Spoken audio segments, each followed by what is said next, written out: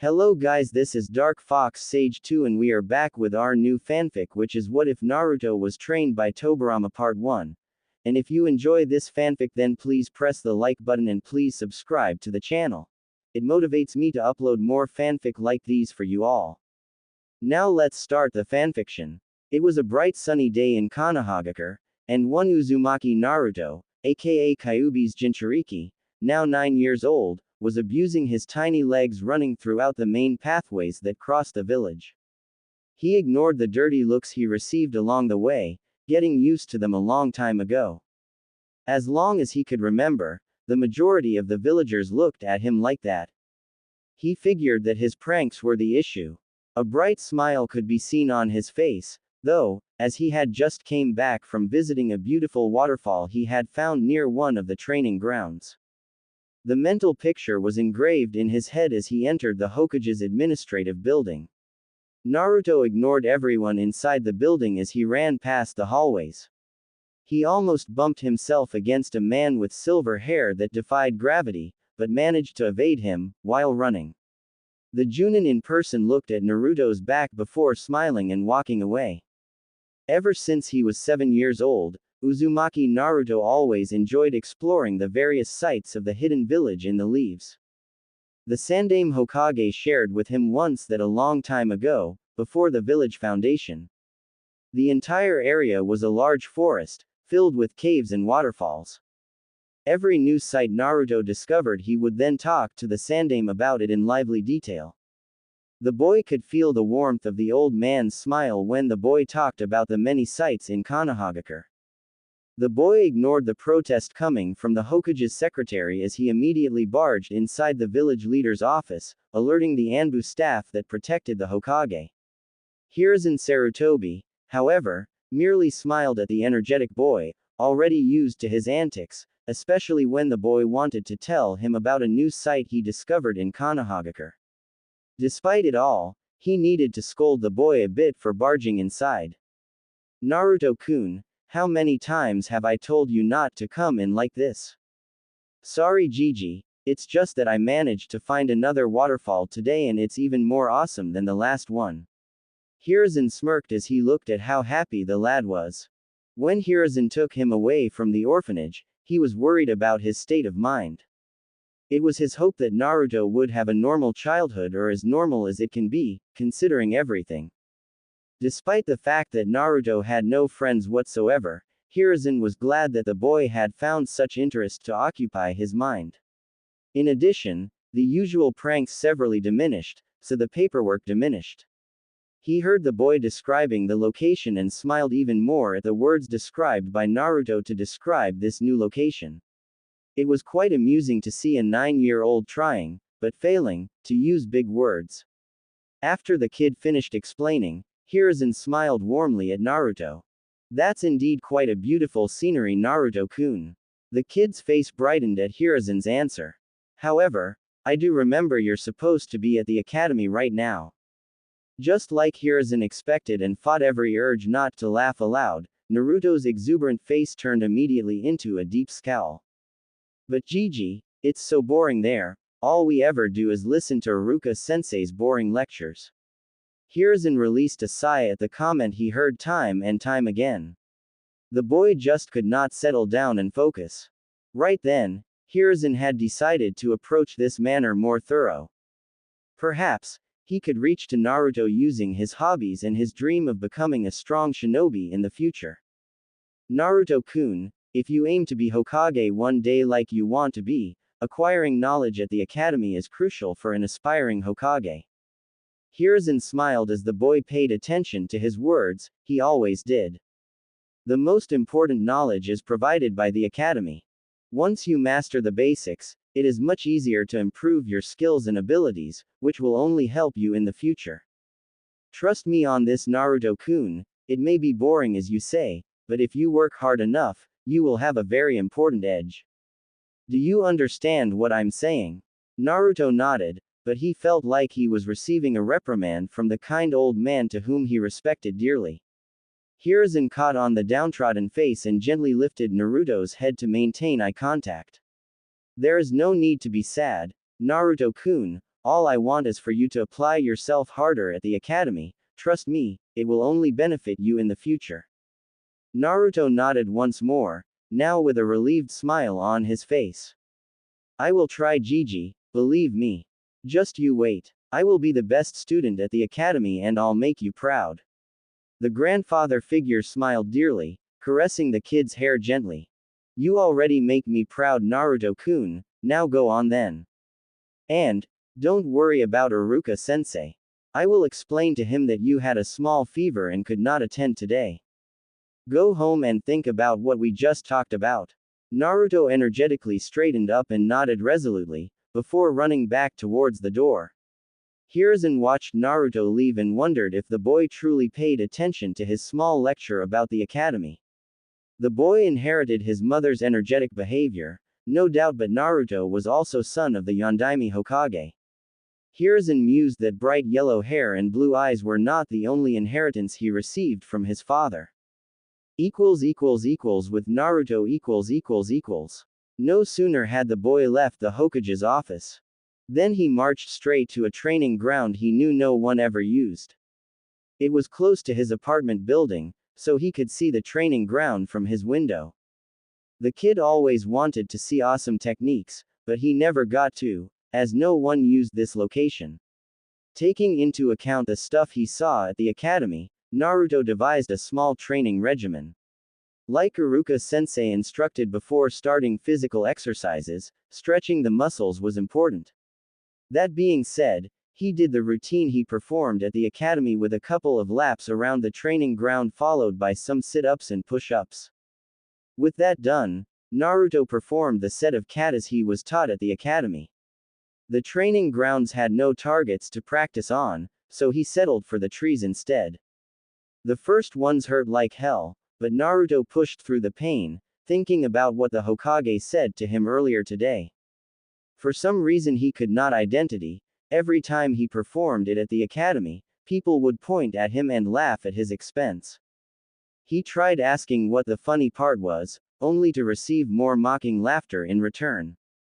The teachers would simply brush his questions off, telling him to repeat the positions more and more.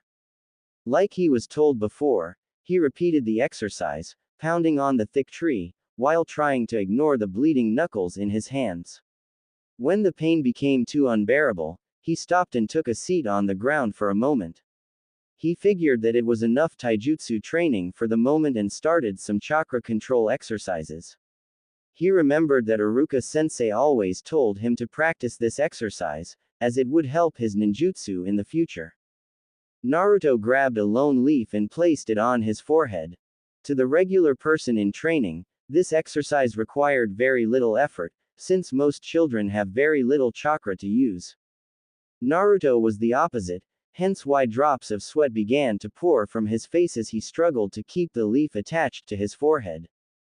Of course, Naruto's difficulty was unfamiliar to the lad, as nobody ever stopped to inform him about it. All everyone said to him was that he was doing it wrong, but nobody bothered to explain what he was doing wrong. As it always happened, he was not able to hold it for long. The 3 regular ninjutsu practice wasn't much different from the chakra control exercise, as the techniques required very little chakra to perform. The kawarimi and henge were no picnic, but Naruto managed to perform it eventually. The bunshin, however, still eluded him as the results were always the same. Naruto sighed in dismay as he saw the dead-looking clone in front of him. The same experience occurred throughout the day as he tried repeatedly, but with the same result. Eventually, even his chakra reserves were not enough and he collapsed in the middle of the training ground. 3 hours later. When he opened his eyes once more, it was already nighttime. The boy let out a curse at his stupidity as he quickly got up and looked around. Remembering the training, if that could be considered as such, Naruto sighed once more. Contrary to what he believed when he decided to train, Naruto did not feel like he progressed. His movements were the same as he performed at the academy. If Mizuki-sensei were here, he would say the same thing to him. Kicking a stone in frustration, he marched towards his apartment with a pout. As he walked, However, a noise reached his ears, which was strange, considering that he had not heard it when he was training. He stopped abruptly, looking around the direction of the sound. The noise was similar to the waterfalls Naruto enjoyed searching throughout the village. However, it was strange. He did not know of any waterfalls close to his house. Deciding on a specific direction, Naruto walked a bit, realizing that the sound got louder. He passed through his apartment building and entered the forest behind it. 10 minutes of walking inside the forest later, he could see a small entrance to a cave. A smile appeared as he had found yet another. Quickly entering the barely illuminated cave, the boy walked through the narrow pathway. The noise reverberated throughout the passageway. When the walkway ended, Naruto's eyes immediately lost their usual focus as he could not describe it. The area around the waterfall wasn't much to be considered.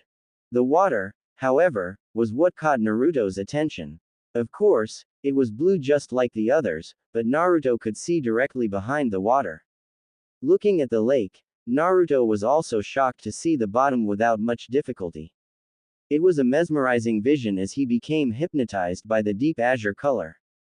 Deciding to spelunk, Naruto looked around the waterfall, but saw nothing in particular aside from the crystalline blue waterfall. As he was about to leave the place, through the same passageway, Naruto's eyes locked on something that did not belong to the scenery. Near the lake margin, one rock was slightly taller than the others were, and the boy could see some sort of dark mark engraved on the stone. The cave lacked sufficient light, so he could not see what it was. When he caressed the marking, however, Naruto became startled as a ledge seemed to open right where he stood. His screams of fear echoed throughout the cave, but no one was around to hear, and once more, Uzumaki Naruto passed out, this time because of a slight head bump. The first thing he saw upon opening his eyes was that he was no longer inside the cave he was spelunking before. This place had the same wall structure, but this time he could see little torches illuminating it. Naruto could see the same black markings he saw earlier, but instead of a big one, he now saw multiple markings, sprawled all over the room. When Naruto looked behind him, however, he screamed in fright as he realized he was not alone in this place.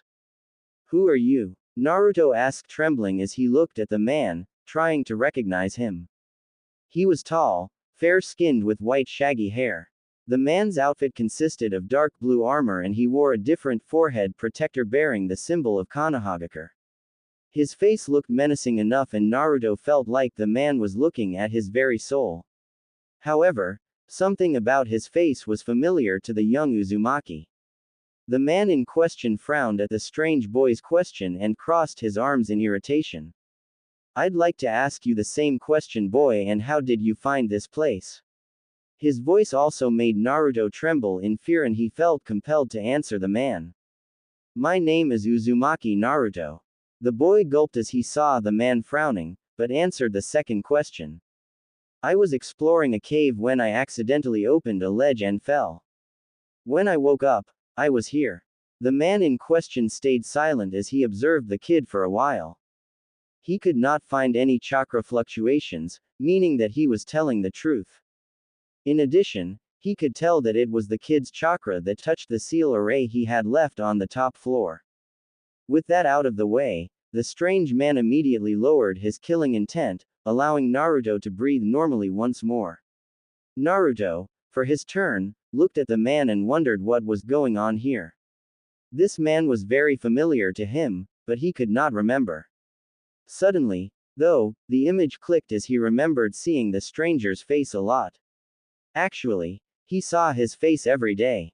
The thought of terror once more invaded his senses as he pointed at the stranger with trembling hands. "Are you a ghost?" There was simply no way the Nadaime Hokage would appear before him. The man had died a long time ago, like 50 years ago. "That's a rather rude question, boy. But to answer all of your questions, my name is Senju Tobirama, known as the Nadaime Hokage of Konohagakure." The Nadaime was about to continue, but Naruto interrupted. "How can you be here talking to me? You're dead," Naruto screamed, before covering his mouth, frightened as he saw the look once more.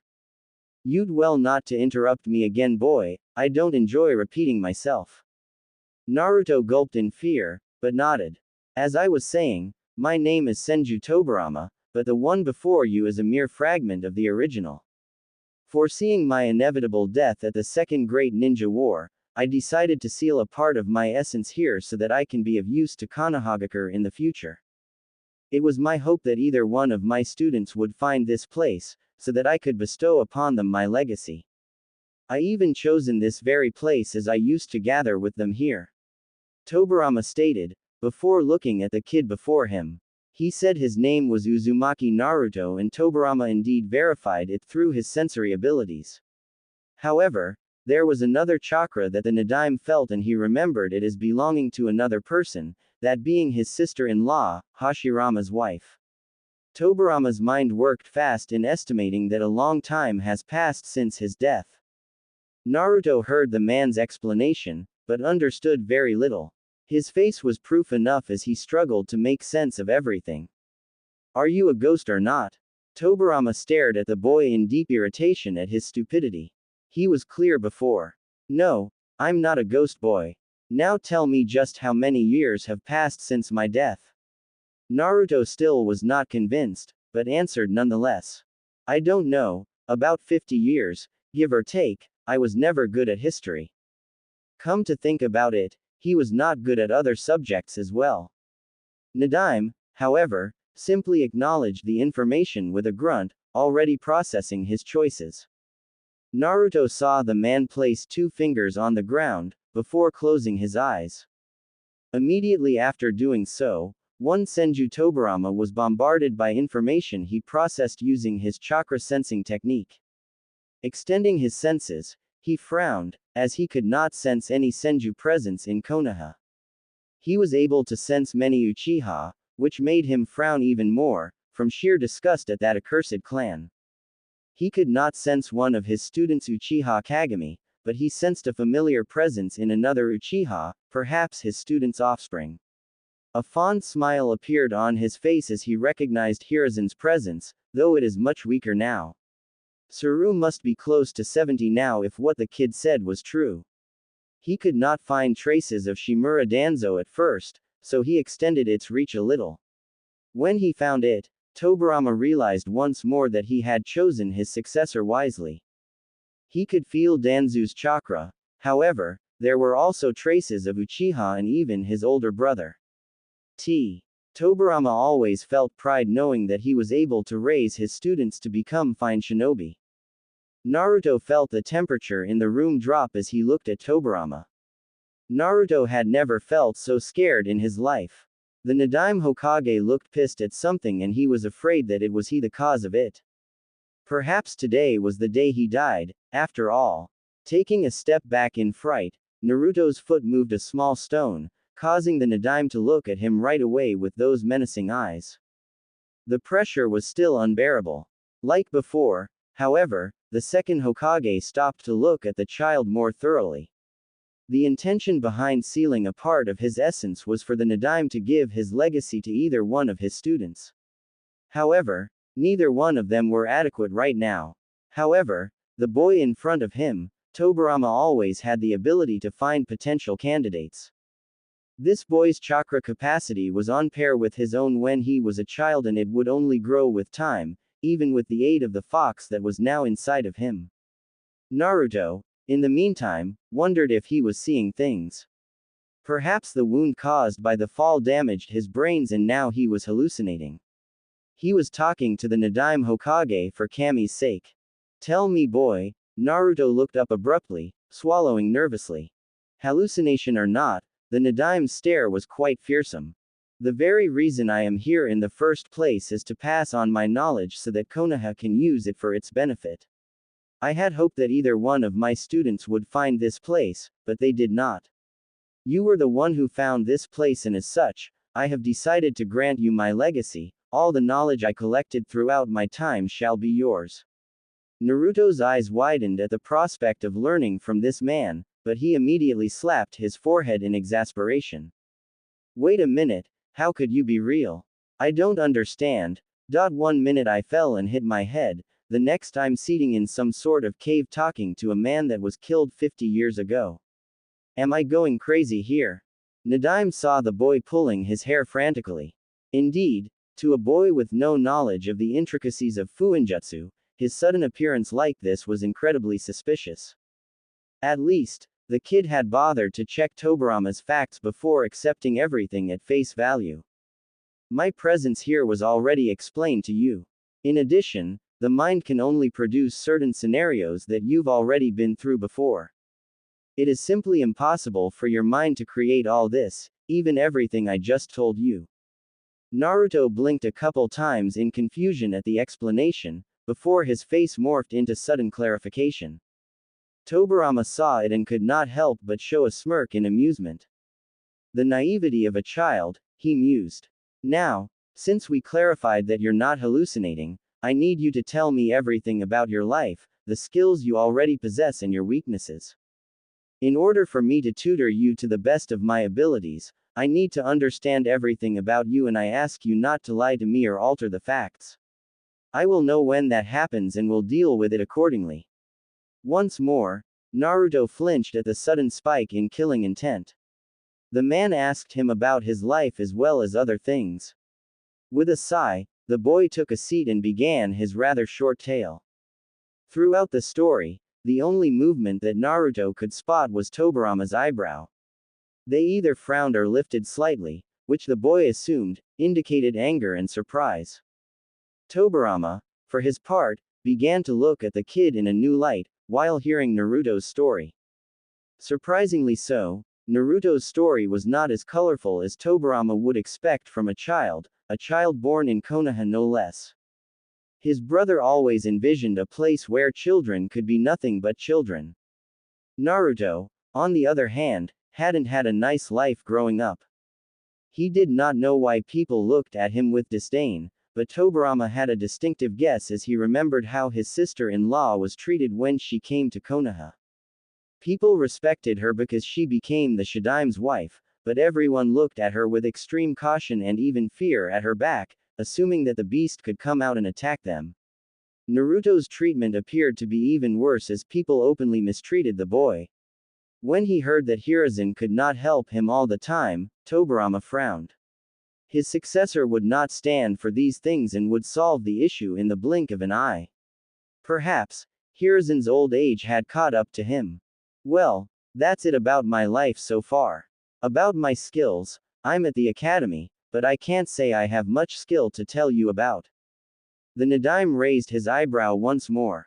My chakra control sucks. I can't seem to perform the academy-style taijutsu, I can't throw a shuriken or kunai like I should, don't get me started on genjutsu, and I can't even perform the regular 3 ninjutsu required of me. At least, that's what my teachers say to me. But they are all a bunch of jerks. They all say that I'm doing it wrong, but neither one bothered to tell me what I'm doing wrong. Despite the rather foul language, Nadim nodded, reaching that conclusion before Naruto told him. If the entire village treated him with disdain, the academy teachers would not be any different.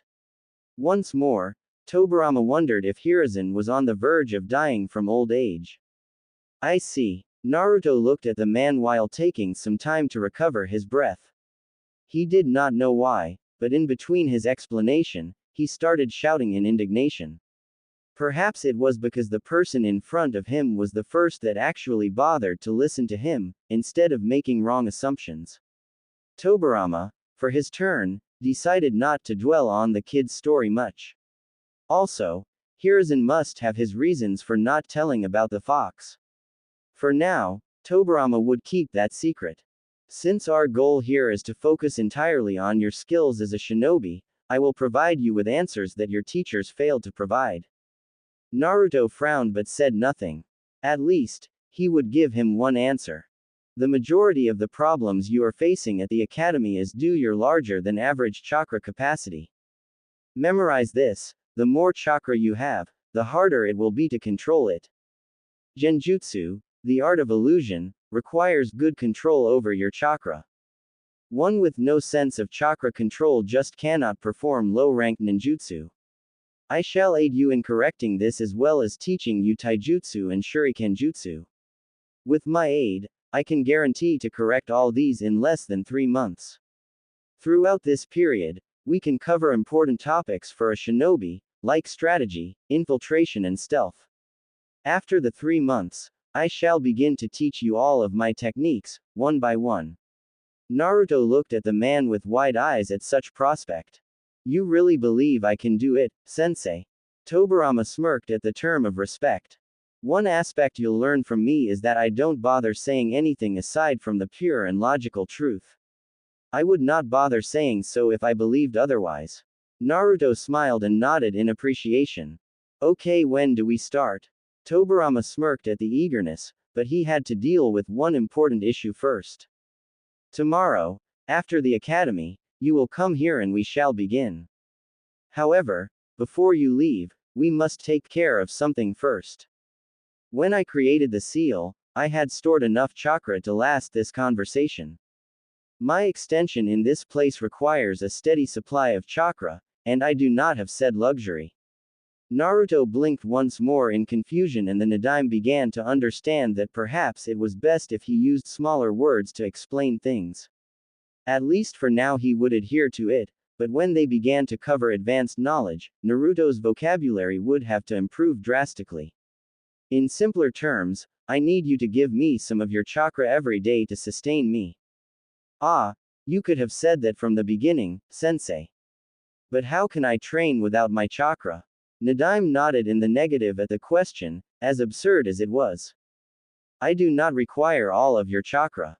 Depending on the level of your training, I shall increase the amount, but nothing too extreme. Naruto nodded once more with a smile on his face. He would make the old man proud and he would do so by training with the Nadaime Hokage. When Naruto awakened the next day, he first believed that the events of last night were nothing but a dream. He had every reason to considering that he just had a conversation with a man that should be dead for 50 years now. Still, the conversation was fresh in his mind, especially the part when the supposed Nadaime Hokage told me about his high chakra capacity and that because of it, he could not perform most of the techniques that were taught at the academy. That fact alone made Naruto hope that what happened yesterday was not just a dream.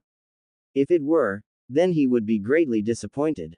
His day started like usual, with a ramen breakfast. He got dressed quickly, without much concern for hygiene routines. The academy was the usual with Iruka-sensei focusing on lectures and Naruto doing everything wrong. The teacher did look at the boy with pity, but did not correct him otherwise. The boy thought about talking about his chakra problem with Iruka, but he thought otherwise. Naruto did not have anything against Iruka, but for some reason, he did not trust the man to keep what they talked about a secret. Hell, Naruto would not be able to explain just how he came up with his high chakra capacity problem. The thought itself became humorous. Telling Iruka about his meeting with the Nadaime would only inspire the man to believe that Naruto was making things up. Thus, he endured throughout the academy time. The minute the bell rang, he left as quickly as he could. In no time, the exuberant kid reached the place where he remembered from last time. His smile grown even more at the noise of the waterfall inside the cave. As soon as he entered the room with the waterfall, however, Naruto was surprised to see the Nadaime Hokage sitting on top of the small lagoon. The man had his eyes closed the entire time.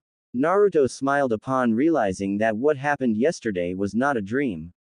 He was about to run and scream to the former Hokage, when the man opened his eyes and looked directly at the boy. Just the look alone was enough for Naruto to shiver on the spot. Nadaime Hokage got up from the lagoon and walked towards his apprentice. Now that you're here, we shall begin. Naruto meekly nodded as he watched the man approach with dread. As you explained to me, yesterday, you need tutoring in multiple fields: chakra control, shuriken jutsu, taijutsu, ninjutsu and genjutsu. Naruto lowered his head in shame at the list of his flaws, but nodded regardless. Nadaime frowned at the sight, however. Pity is a word I don't particularly enjoy. It is an emotion that will only hinder you in the future, be it pity at others and even self-pity. You said to me yesterday that no one ever bothered to tutor you properly, so the reason you have yet to grasp the basics is due to a gap in your teaching. Naruto blinked repeatedly, trying to grasp what the man was talking about. His confusion was evident on his face. Nadim released a sigh once more. This kid needed a dictionary fast. In simple terms, you suck because no one bothered to teach you. Oh, yeah, hey, you could have started with that, sensei. Naruto showed a pouting face typical of a child to which Nadim ignored. I was not kidding when I said yesterday I would take us 3 months to cover everything. Now, time is of the essence here, so let us get started. First, can you explain to me what chakra is? Oh, chakra is what we use for ninjutsu, right? Nadim stood there waiting for more, but frowned when the boy stopped talking. Okay, then, from the beginning. You're partially right, but that's not what I asked. Chakra is essential to even the most basic technique. It consists of mixing physical energy present in every cell of the body and the spiritual energy gained from the mind. Do not worry about memorizing this, as we will be covering throughout your training. Naruto nodded with a relieved sigh. The man sounded just like Iruka-sensei and frankly, he was starting to doze off. It is important that you understand this in a practical sense, not just the theory. Ninjutsu requires more physical energy and less spiritual energy, while genjutsu requires more spiritual energy than physical energy. We will now focus a large amount of time in your chakra control.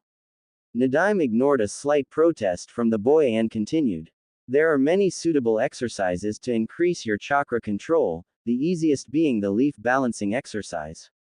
In your case, it would be next to impossible, considering your large chakra capacity. So that's why I burned the damn leaf every damn time. Stupid Iruka-sensei for not telling me this. Precisely for this reason, we shall begin with a more chakra-intensive exercise, in my opinion, right up your alley. It's called tree climbing. Nadim calmly walked towards the cave walls and placed one foot on the wall and then the other. Naruto's mouth started drooling as the man calmly walked up the wall as if he was walking on the ground. To perform this exercise, you need to focus chakra on the soles of your feet using the ram sign and then start climbing. If the stream of chakra is too weak, you will lose your footing and fall. If it is too strong, then, you will be pushed from the wall and fall as well. By my estimate, it shall take you 1 week to master this exercise, but when you do, ninjutsu and other chakra-oriented techniques will be much easier. Now get to it. Nadim saw Naruto forming the hand sign and then the blue aura around his feet. He already realized that it was too much, but he continued to watch the boy try to perform the exercise. As he expected, the brat took a couple steps before the area, which his foot stepped on, exploded upon contact. Naruto fell inside the lagoon with a splash. You used too much chakra. Try again. The second time it was too weak and Naruto instead slipped and fell once more, cursing the man for falling once more. Naruto attempted the exercise for 2 whole hours but to no avail. The most he got was 10 steps up, before he slipped. Let us move on to another branch of shinobi arts. Try the tree climbing exercise every chance you get, even inside your house. Now, let us start with shuriken jutsu. Now Naruto's interest was piqued. Grab a couple and throw them at me. Naruto grabbed his whole lot of shuriken, before realizing what the man asked him to do. But what if I hurt you, sensei? Isn't there a target I can use? The absurd question rang in his ear and a vein popped on his forehead. Kid, if you managed to hit me, then I would not have lived for long as I did. Now stop wasting time and do as I say. Nadim stood there with his arms crossed as Naruto aimed the projectile and threw them. It was 4 total, none came even close to be considered a threat to a genin-level shinobi. Nadim could only imagine what his older brother would think upon seeing the damage that the teachers did to this kid. Naruto would be lucky if he even managed to graduate without the Nadim's assistance. Taking that out of his mind, Tobirama analyzed Naruto's every move in order to pinpoint exactly what he was doing wrong. Naruto appeared to be using the right hand, but he noticed that the wrist movement was too stiff. Normally, this mistake would be corrected immediately, but Tobirama stopped wondering about that. It was obvious at this point that Naruto had been deliberately denied proper training. Calmly, Tobirama stood next to Naruto as he taught the proper way to throw the projectile. The second time, the kid showed more proficiency, but was still not close enough to be considered a threat. Practice until your wrist hurts. Before, Naruto would whine like a kid, because he would always miss. Now, however, it was different. He now knew what was wrong and he practiced hard. Tobirama saw the kid throwing his shuriken time after time with a frown. He could see that the kid had talent, all it took was one single tip.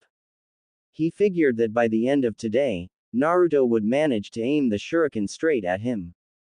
However, today's target was for them to cover every field so that Tobirama could explain what he wanted of Naruto.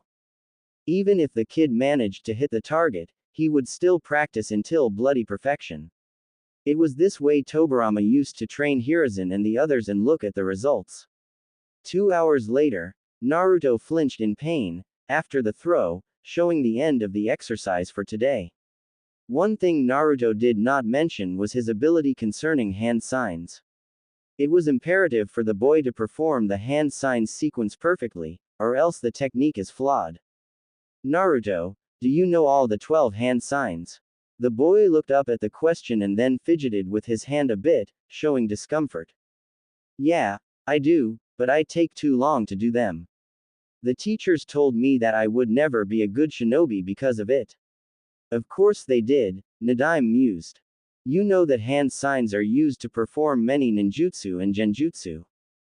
Through hand seals, you can manipulate the exact amount of chakra to perform a technique, hence why the sequence must be performed without a single mistake. We will be working on different hand seal sequences for you to practice throughout our training. I'll start with 2 hand sequence and move on as I attest that you performed them to my liking, understood? Naruto nodded with a smile, earning a nod from Tobirama, followed by a predatory smile. Naruto sure had stamina to burn. Now, let us move on. Next subject is taijutsu. I will teach you my style. It is focused on agility and precise but also powerful strikes. We need to adapt your body as well to it, so we shall do some physical exercises as well. Naruto found it strange that Tobirama was smiling differently, almost evilly so. The boy gulped immediately. When night approached outside, Tobirama saw the kid sprawled on the ground, his body aching all over the place. He could not help but smile when he saw the look of pure bliss in Naruto's face. You seem to be enjoying yourself there, brat. I did not take you for a masochist. A what? Tobirama's mood immediately sorrowed. That would take a while for him to fix. Never mind, I need to explain to you something important, so pay attention. Naruto looked at the man and took a seat with effort. He was never this tired before. Considering that we shall fix many of your weaknesses, in time, others shall see that you're improving. Naruto smiled at that, but Tobirama did not. If your growth is being sabotaged, as you told me, then no doubt they will be suspicious when you start to show improvement. Do not show everything you will be learning with me, or else you will attract too much unwanted attention to yourself. It's better that you show your teachers just enough to be in the middle of your class. Naruto looked in doubt at what the Nadaime was talking about. But I want them to see that I'm capable as well. Tobirama narrowed his eyes in anger at the comment. You're training to become a shinobi, brat, not a circus clown. You never show everything you can do in a fight unless in life or death situation. The minute you do so, you lose your edge over the enemy. Tobirama had his arms crossed as he spoke with complete authority. The boy could not help but imagine Tobirama in the old man's place. Certainly, the old man had never spoken like this, at least not that Naruto had ever seen before. Do you understand what I'm saying? Naruto nodded in resignation in the end. He really did want to show off his skills, but the Nadaime had helped more in one day than the academy did throughout his entire stay. Good. Now go home and rest. Tomorrow we'll do everything again until you master it all. Naruto was aching all over the place and simply turned towards the exit, limping. It was good that the cave was close to his apartment, or else Naruto would have preferred to pass out right there in front of his teacher. His body ached in places he never knew existed, and despite it all, he could feel his improvement, just from one day under the Nadime's tutorship. He could only imagine how much stronger he would become in the future.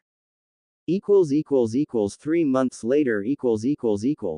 Again, Tobirama ordered his pupil once more as he saw a flaw in one of the taijutsu katas Naruto performed.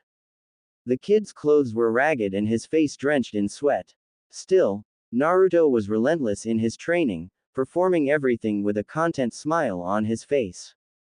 "You can rest now," the kid nodded at his teacher and took a seat near the lagoon to freshen up a bit. "As I stated when we began, in 3 months we managed to correct all your flaws.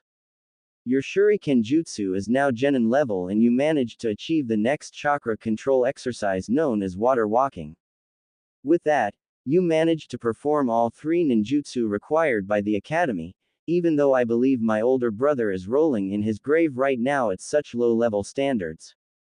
Naruto came to know a lot about the man known as the Nadime Hokage of Konohagakure.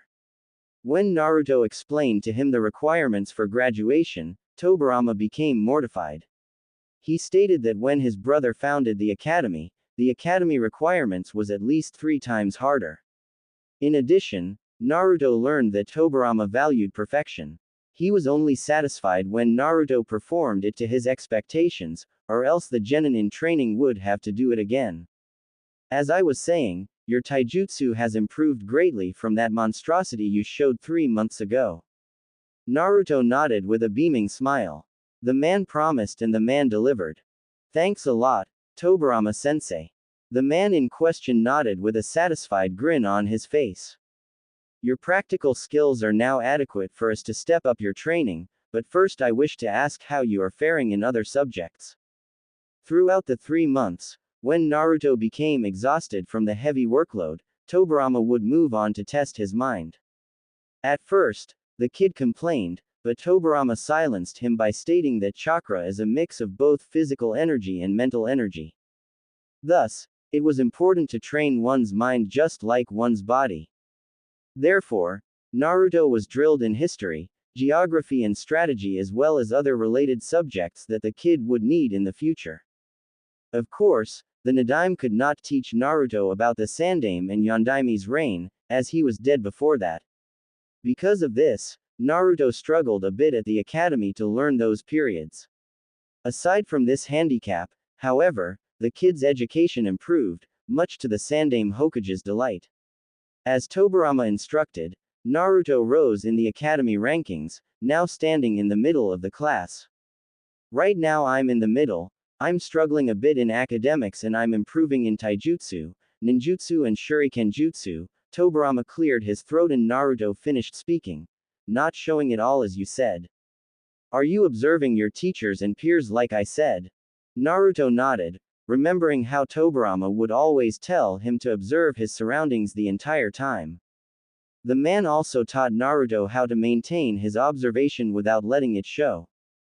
It was hard for Naruto, because the kid was too exuberant for his own good, despite dimming it down a bit, because of his interaction with the Nadime. According to Tobirama, Naruto needed to appear aloof to everything while using only his eyes and ears. In theory, it was easy. For a hyperactive kid with the chakra capacity of a Junin, not so much.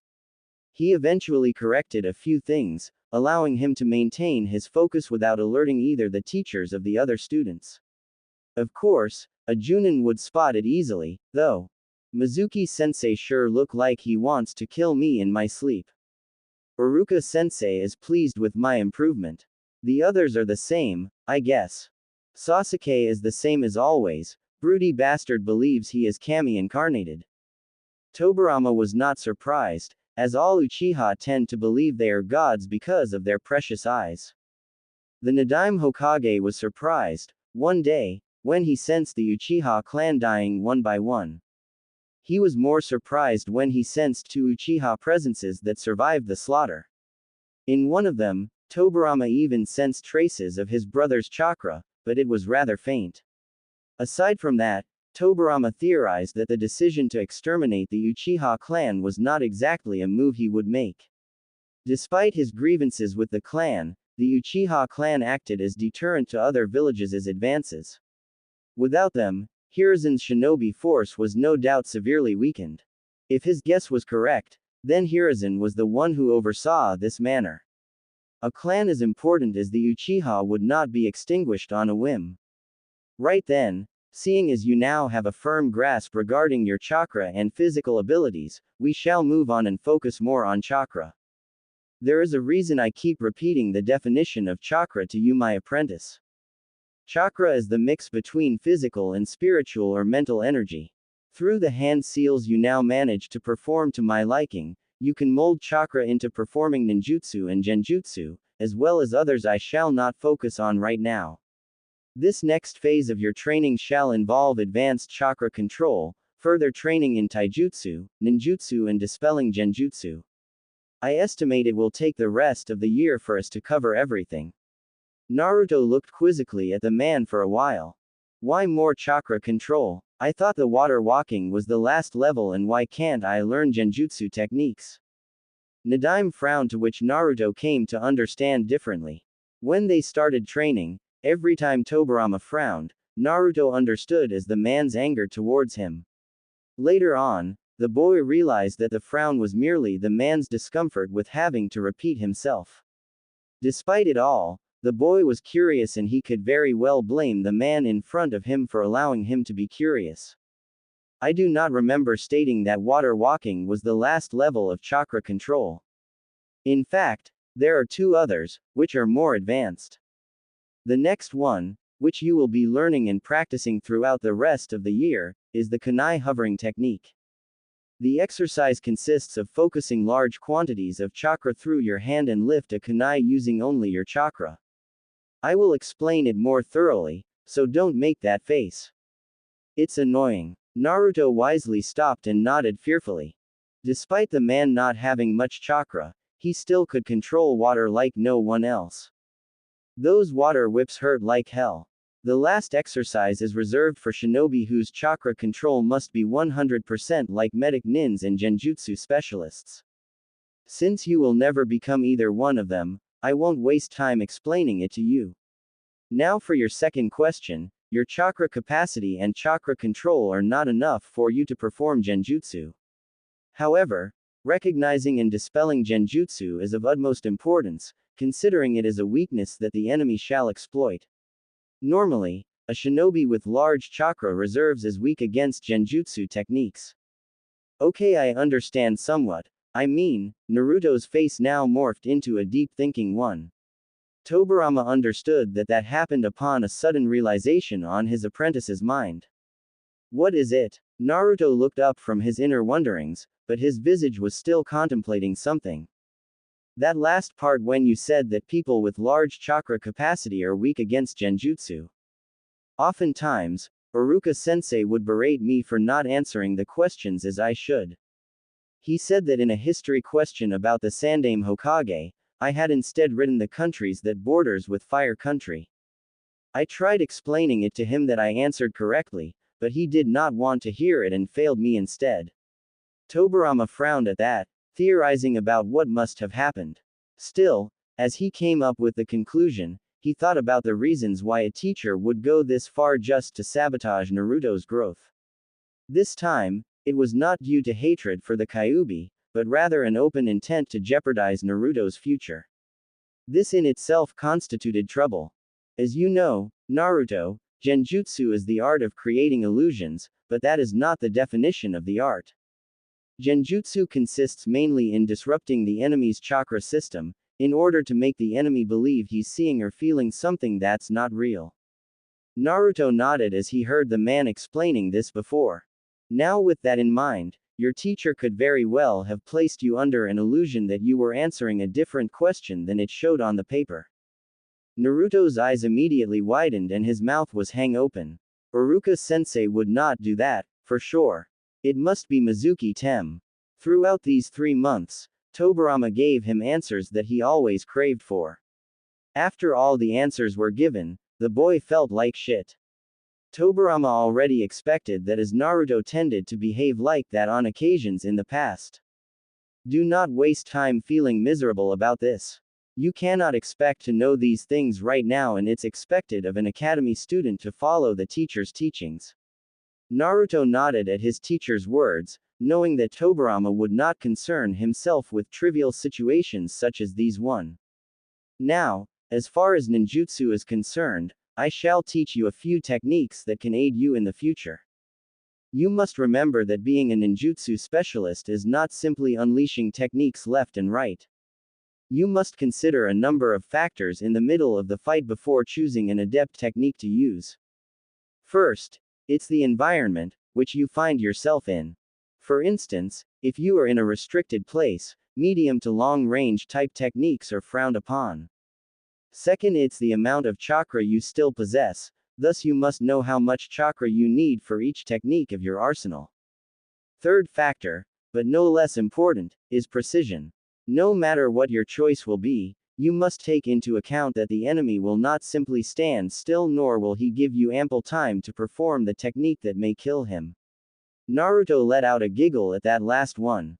Tobirama enjoyed speaking with sarcasm. You will need techniques that fits your fighting style. Learning something you will never use in a battle is a waste of time and effort, in my opinion. What about elemental ninjutsu? Tobirama could not help but smirk at the eagerness. That will come afterward, kid. First, you need to understand and control your chakra better, as well as memorize the principles of ninjutsu on the battlefield. Elemental ninjutsu is too advanced, and no apprentice of mine will attempt something he is not a master of. Naruto nodded as he then proceeded his taijutsu practice for the day. The next phase of his training will start tomorrow after all. Next day . As per Tobirama's instructions, Naruto had a small change in his wardrobe. Nothing major, as it would attract unwanted attention. Instead of his jumpsuit, Naruto kept only his pants, going for a brown t-shirt instead. Since people could still see bright orange, no one thought much about it. The genin in training did his routine at the academy, performing slightly worse than his full capabilities. However, to the trained eyes of the Nara clan, Naruto needed to cover his tracks a little better.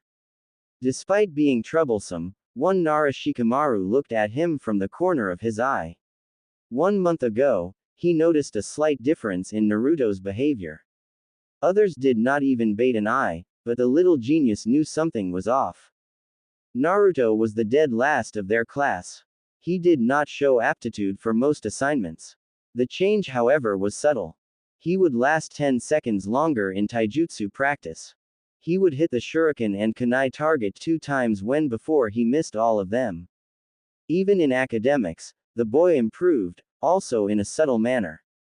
To the untrained eye, all of this showed nothing but slight improvement. It was bound to happen to everyone, after enough time. Last week, though, his performance improved once more, this time hitting 4 shuriken and 3 kunai. Shikamaru's dad always said that their clan's intellect was above others and that Shikamaru should learn to trust his intellect. After spending time observing the blonde kid, Shikamaru came up with a conclusion. Naruto was more skilled than what he showed at the academy. Sure, Shikamaru did the same thing, showing just enough effort to pass, but he did not expect that the class clown would do the same. Come to think about it, now the Nara genius was at a loss. He did not know whether Naruto did this from the very start. As he watched Naruto throw kunai, he could see that the kid deliberately threw a couple off target. As usual, the others laughed at him, either those who scored less than him. Normally, what would follow was Naruto screaming at the rest that he would be Hokage someday. Surprisingly so, the troublesome dude just shrugged it off and walked to the end of the line, but Shikamaru could see a faint smile on his face, a content one at that. Shikamaru resolved to confront the kid about this recent behavior. When the break came, the Nara heir searched for Naruto, but he could not find the damn kid anywhere. Usually, it was so easy to find him because of his hideous orange jumpsuit, but he remembered that it has been some time since he saw him wearing it. That in itself only served to increase Shika's curiosity. He dropped the search when his best friend Choji appeared offering some chips. He then followed the chubby friend to a small table as they began to talk about something. Naruto looked down with a frown, sitting on the academy building rooftop. Naruto did see that Shikamaru took notice in his actions and decided to avoid direct confrontations. Tobirama sensei did say that Naruto should watch out for members of the Nara clan. In his opinion, they were too smart for their own good, not to mention rather intrusive at times. Despite it all, Shikamaru was not the reason Naruto was on the roof right now. He was rather there for the view of the entire city as well as the forests that protected the village. He could see the occasional blurs traveling through rooftops as well. Because of Tobirama's training, Naruto became more adept at spotting movement. He would follow the blurs and look at them with envy. How he wanted to graduate and become a genin, chunin, junin. Naruto still visualized the top goal, but he became more realist after his talks with the Nadaime. Becoming Hokage means that your strength and ability is beyond question even to the elite of Konoha, Tobirama said. Not only that, but the Hokage needed as much experience as possible in order to make the right and the needed decisions. The only way for Naruto to reach that goal was to climb through all the possible positions in the shinobi hierarchy. One goal after another, he and Tobirama concluded. When the academy ended, Naruto did the same thing he always did right after school, meeting his sensei for his new training regimen. The others looked at his fleeting back and wondered where that kid ran off to every day. The sudden lack of pranks was a welcomed sign for everyone, however. None of the civilian population enjoyed it and surely, no one missed it. Inside the cave . As soon as Naruto entered the cave, he was assaulted with water whips. Narrowing his eyes at the sudden attack, Naruto focused chakra through his feet and evaded the attacks. A kunai was already on his right hand, showing his battle awareness. He focused on the environment for a while, before jumping. Just a strong torrent of water came flying at him from the right. As soon as he landed on the ground, Tobirama was standing behind him with his arms crossed. If I was the enemy, then you'd be dead right now. Naruto released a sigh and nodded as he turned to meet his sensei. Do you care to explain what I just did? Naruto looked at a loss, like the man expected. I stated yesterday that a ninjutsu specialist knew how to best use his techniques against an opponent. Through specific water techniques, I managed to lure you just where I was positioned, rendering you useless against a killing blow that would follow, if I was your enemy, that is. This next part of your training, I will teach you how to do just like I did. Remember this, a battle is only won when you manage to control the battlefield. Naruto nodded resolutely at his sensei's words. Now, let us proceed. With Hiruzen . Releasing a tired sigh, Hiruzen, the Sandaime Hokage, slowly massaged his right wrist from signing too many forms today. The man felt every bone inside his body protesting against the onslaught caused the unending paperwork. Hiruzen figured he would focus on something else instead. Smoking his pipe and drinking some tea just did not help him much these days. He needed to find a new successor and quickly. Grabbing his all-seeing crystal ball, Hiruzen tried to locate one Uzumaki Naruto.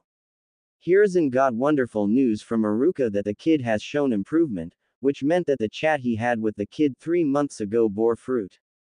However, come to think about it, 3 months was also their last conversation.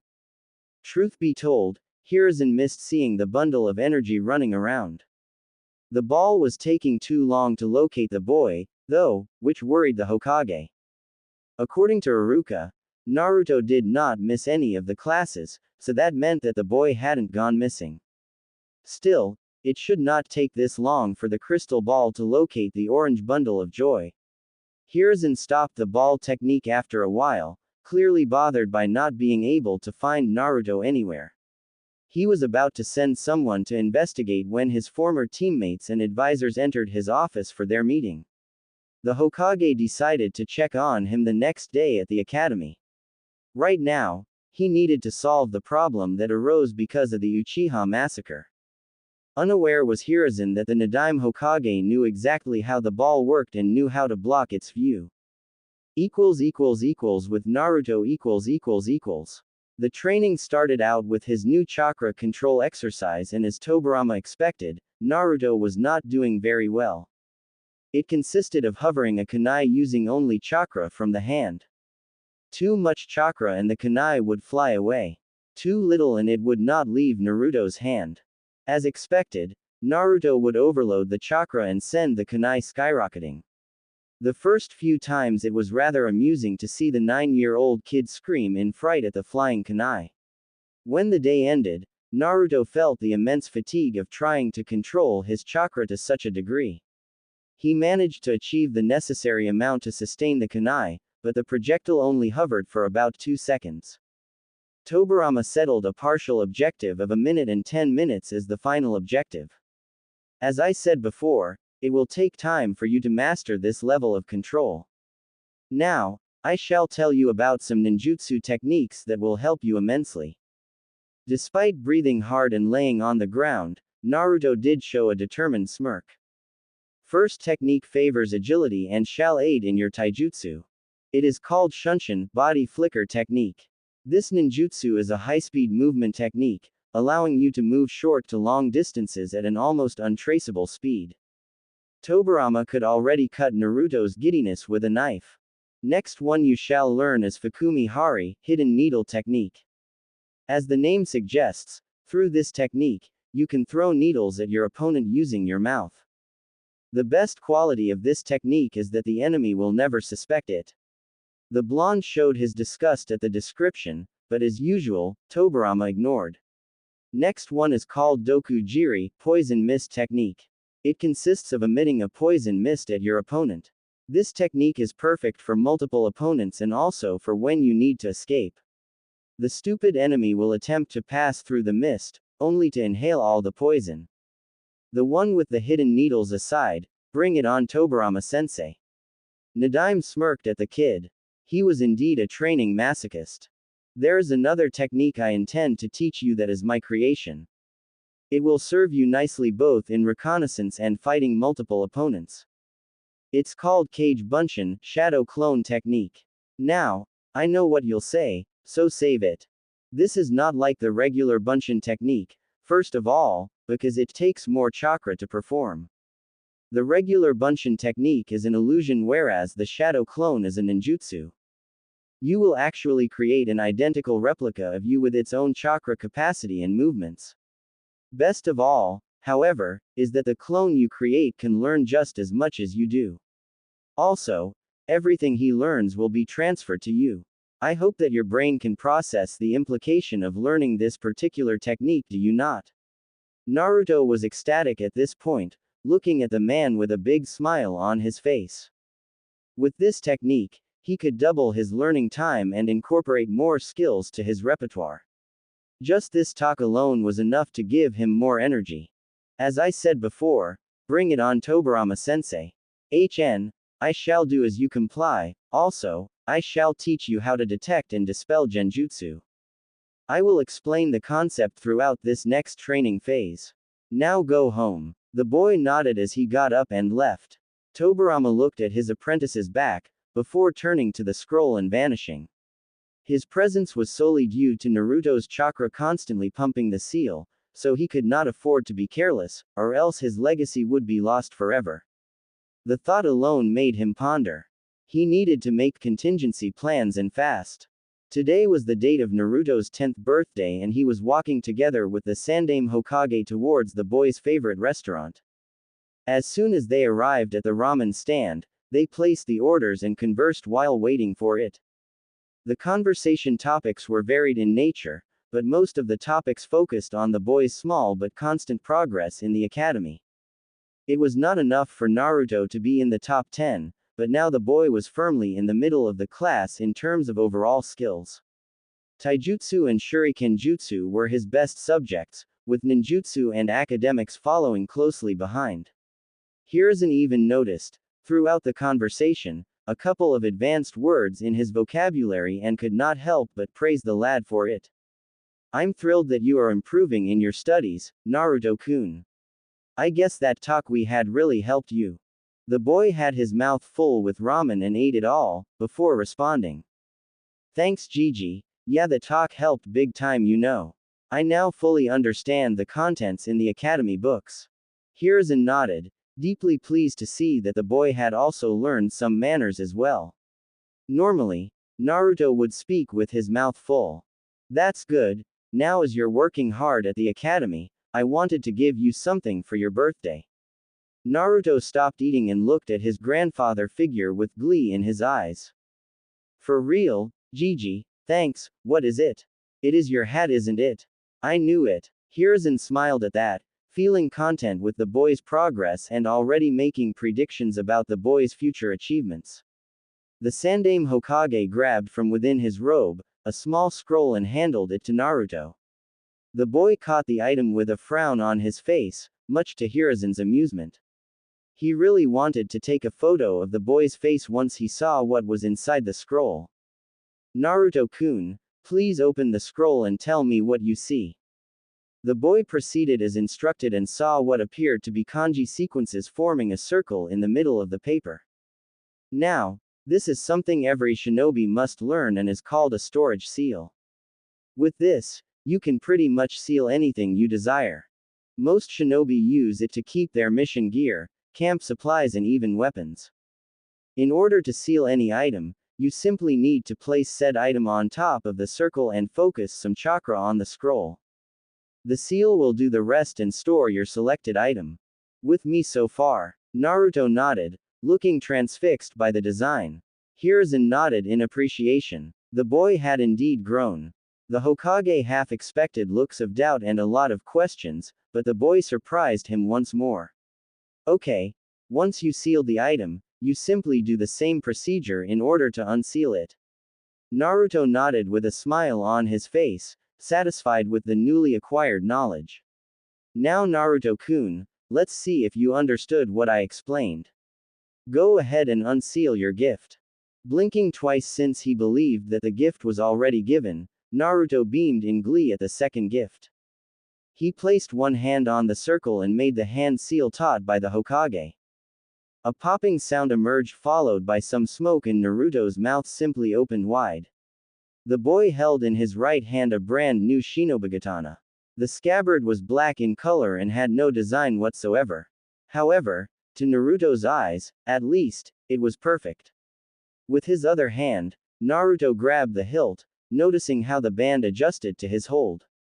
Pulling the blade out, the sword's newest metal reflected the sunlight and nearly blinded the gaping boy. To Hiruzen, the boy was now as giddy as ever before. As I said before, this gift was to reward you for your improvement and hard work. I urge you to always improve, because it will only benefit you in the future. Naruto nodded, remembering the words of wisdom from his secret sensei and that if he had really showed everything he was capable of, he would have been close to the top of the class.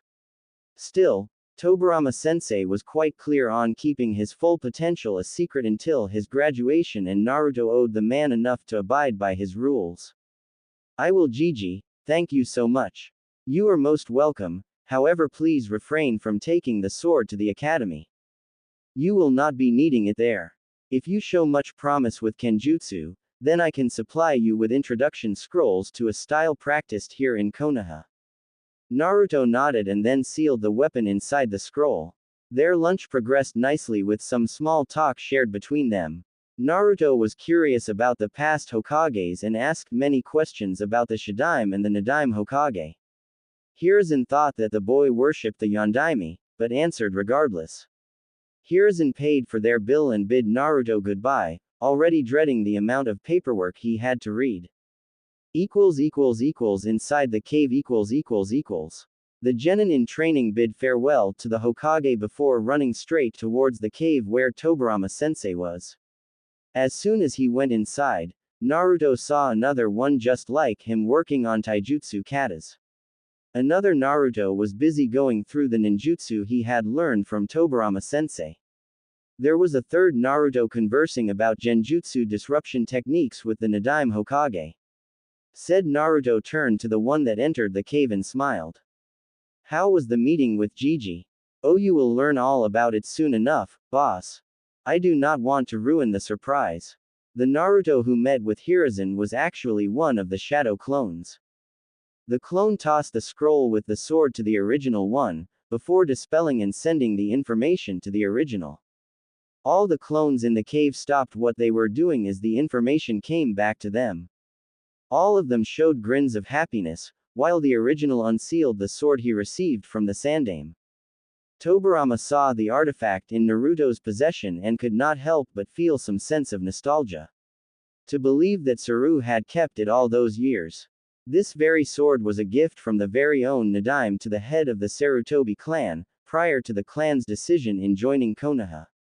Sarutobi Sasuke then presented the sword to his son, Hiruzen, and did so right in front of Senju Tobirama. Naruto, let me see the sword for a second. Tobirama grabbed the hilt and inspected the blade. The metal still looked the same when Tobirama gave it to the Sarutobi clan head. I guess we can fit Kenjutsu in your training agenda. This metal is of great quality and allows you to channel chakra through it, thus hardening the blade. Tobirama explained, before giving the sword back to the boy. It is important that you treat this sword with great care. With time and without repair, the sword starts to rust and it becomes useless. It is actually a philosophy of the samurai, but greatly applied to a shinobi, my pupil. The real Naruto looked at the man as he had a lost look on his face, while explaining so. Like a samurai treats his sword, so must a shinobi take great care with the tools he possesses. There will be a time when a shuriken or kunai in hand is the difference between life and death, so always take good care of the tools you possess. Got it? This was a gift from the Sandaime and Naruto would punch himself before allowing such an awesome weapon like this go to waste. Make sure that you do. Now, we have managed to cover a lot of ground here. You learned the advanced chakra control exercise as well as the 4 ninjutsu I taught you. You can already disrupt B-ranked illusions. Taijutsu and Shuriken Jutsu are greatly above my expectations. I knew that teaching you the Kage Bunshin would aid you greatly. I originally planned to teach you elemental ninjutsu by your 11th birthday, but with the Kage Bunshin method, we managed to advance further than expected. Before you start grinning like an idiot, Naruto frowned at the jab, but said nothing as the man had an amused smile on his face. Elemental training is at least 2 times as dangerous and time-consuming. As I am sure you learned by now, I expect nothing but full mastery coming from you. Now, tell me the 5 elements and tell me the order of them. There are 5 elements utilized in ninjutsu: fire, wind, lightning, earth and water. Fire beats wind beats lightning beats earth beats water, and lastly water beats fire. The fact that Naruto recited that without stopping spoke volumes of the boy's increase in academics. Very good, now every shinobi is naturally attuned to one specific element. Therefore, ninjutsu of this element is much easier to learn and less chakra consuming to perform. It also means that the shinobi is weak against attacks from the opposite element. This information may be obvious, but when you're out there fighting for your life, even the most obvious information is forgotten. Some shinobi are born with more than one affinity though, but that's quite rare. In order for us to ascertain your affinity, we need a special kind of paper. Since I know you don't have the slightest clue where to find one, and I suppose that it would look suspicious if you ask around, there are other means of doing so. Naruto blinked once, waiting for the alternative method, when he saw Tobirama take a step forward and place his hand on the top of his head. The Nadaime Hokage closed his eyes and said nothing aside from brief throat sounds. 2 minutes later, Tobirama opened his eyes and immediately showed what appeared to be a satisfied smirk. The man had stumbled upon a gold mine and now he knew it. Naruto's main affinity was wind, but the boy had also strong ties with water affinity. While Tobirama knew a bit about Fuden ninjutsu, he was considered a god amongst men when it came to Suiten ninjutsu. He would make sure that Naruto learned the steps to wind elemental manipulation and even a technique or two. For now, Naruto would have to train Fuden techniques on his own. As far as water ninjutsu, however, Tobirama would make sure to pass on his entire knowledge to his pupil. Upon explaining his findings with the boy, the man allowed Naruto to show his enthusiasm freely. Tobirama shared that enthusiasm as he had found a suitable shinobi to inherit his legacy.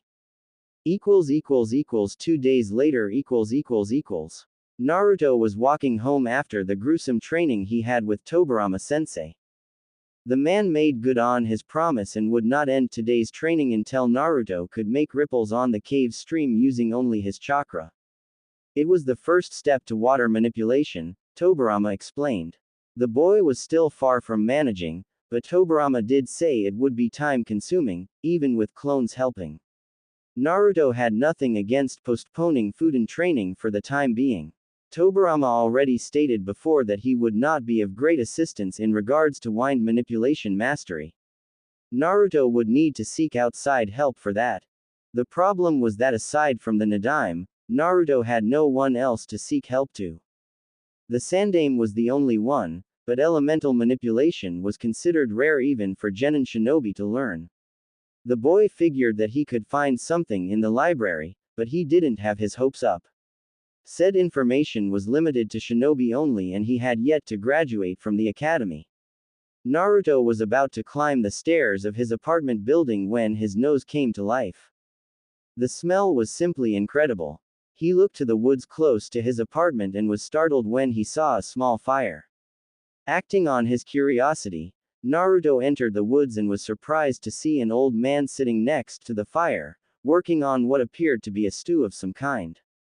His nose located the source of the smell and Naruto began to salivate in anticipation. "Oh, welcome, young one, are you hungry?" The voice awakened Naruto and made the boy look at the senior individual. He appeared quite old in Naruto's opinion, perhaps older than the Sandaime. He wore a mesh armor shirt under a short brown sleeveless kimono with a pair of gray paints. Referring to his question, Naruto was not so hungry, however the smell alone had brought a deeper sense of hunger. The elder took a plate and poured some stew, before offering it to the blonde. Naruto continued to drool, but instead he stared at the stew, wondering if he really should, considering that he had never met this man before and was already accepting food from him. "It's not poisoned, I assure you, young one, please do keep this old man some company." Eventually, Naruto relented and ate it all like it was no tomorrow. In no time, Naruto had 2 more helpings. His stomach threatened to burst through Naruto's clothes. "Nay, Jichin, this is very delicious." The old man let out a warm laugh. "Glad you like it, Naruto-kun." The lad narrowed his eyebrows instantly. "How do you know my name?" Once more, the same laughter came out from the man's mouth. "I've been a shinobi for well over 50 years now. There are not many in the village I do not know by name. Also, I am good friends with the Sandaime Hokage and he has talked great things about you." Naruto relaxed immediately and smiled at the elder shinobi. Any friend of his Jiji was a friend of his. "My name is Kosuke Maruboshi, nice to meet you." The two began by exchanging introductory conversation about each other, until Kosuke offered to cook something more. "Say, Jichin, you must be quite strong then. 50 years training and doing missions, I mean, you must be at least a Junin." "Actually, I'm a still genin, Naruto-kun."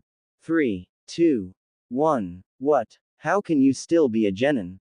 That's not possible." The man laughed once more, but said nothing. Naruto just kept working his brain trying to understand this old man's situation. He remembered the old man Hokage saying once that some shinobi in Konoha were promoted to Chunin or Junin and did not even reach their 20s yet. How could this man remain a genin for so long? Remembering about Tobirama's teachings, Naruto could see many inconsistencies with this story. That being said, and taking into account that this Kosuke person was not lying, perhaps there was more to this story. Deciding to change the subject, Naruto asked more questions. "Well, at least you got to fight alongside a lot of powerful shinobi, right Jichin? Oh yes, many powerful one indeed. Konoha's White Fang, the Sannin and all the Hokages, except our esteemed Shadaime. Naruto smiled at the man, wondering about how it would be to fight alongside them. You know Jichin, I've researched a lot about the Nadaime but the history books does not specify much. How was it to fight alongside him? Kosuke looked at the little bundle of joy and could not help but show a tender-looking smile. Normally, such an exuberant kid would not have the patience to sit and talk with the elderly. In addition, in Kosuke's mind and even Hiruzen's, the boy's hero was the Yondaime Hokage. Nevertheless, Kosuke complied with the request and looked to the skies. Senju Tobirama-sama was a man of great power, young one. Just his presence alone commanded respect. People would always see the Shadaime Hokage for the man's many achievements and strength. However, while people revered Senju Hashirama, Tobirama-sama was the one responsible for truly managing the village, with the exception of the academy that Shadaime oversaw it personally. Tobirama-sama would pick missions that he would go personally and thus selected other shinobi to go with him. His Suiten ninjutsu was considered a legend in the field and many of our enemies would not dare face the man. However, the Nadaime Hokage had many other skills that were equally feared. Naruto nodded, feeling quite pleased with having said man teaching him how to become a real shinobi. 2 years ago, Naruto would boast to the world that he would the Hokage, however inside he felt inferior since he was never able to show any Tobirama's help. Naruto was now able to progress further and further, until the point that becoming Hokage was not simply a distant dream. It now became a possibility. Naruto-kun. The boy looked at Kosuke. You seemed distracted about something. Is something on your mind? Oh no, it's just that I was trying to imagine what was like to fight alongside the Nadaime, based on what you described. Kosuke smiled with a nod. You seem to speak quite fondly of him. I remember Sandaime-sama telling me that you idolize the Yondaime, though. Naruto nodded. Well, having the Nadaime as his personal trainer did shift his opinion. Yeah, the Yondaime is awesome and all. He was the one that defeated the Kyuubi, right? He even got to swift the tide in the last great ninja war. However, the Nadaime Hokage's prowess comes from before even the hidden village founding. From the books, in those days, simply surviving as a shinobi was already an achievement. Not only that, but from what I read, the Nadaime Hokage was regarded as one of the strongest shinobi in existence, losing only to the Shadaime Hokage and Uchiha Madara. Kosuke could not help but snicker at the book comparison. Tobirama-sama never did like Madara and certainly, he did not enjoy being compared to Shadaime-sama.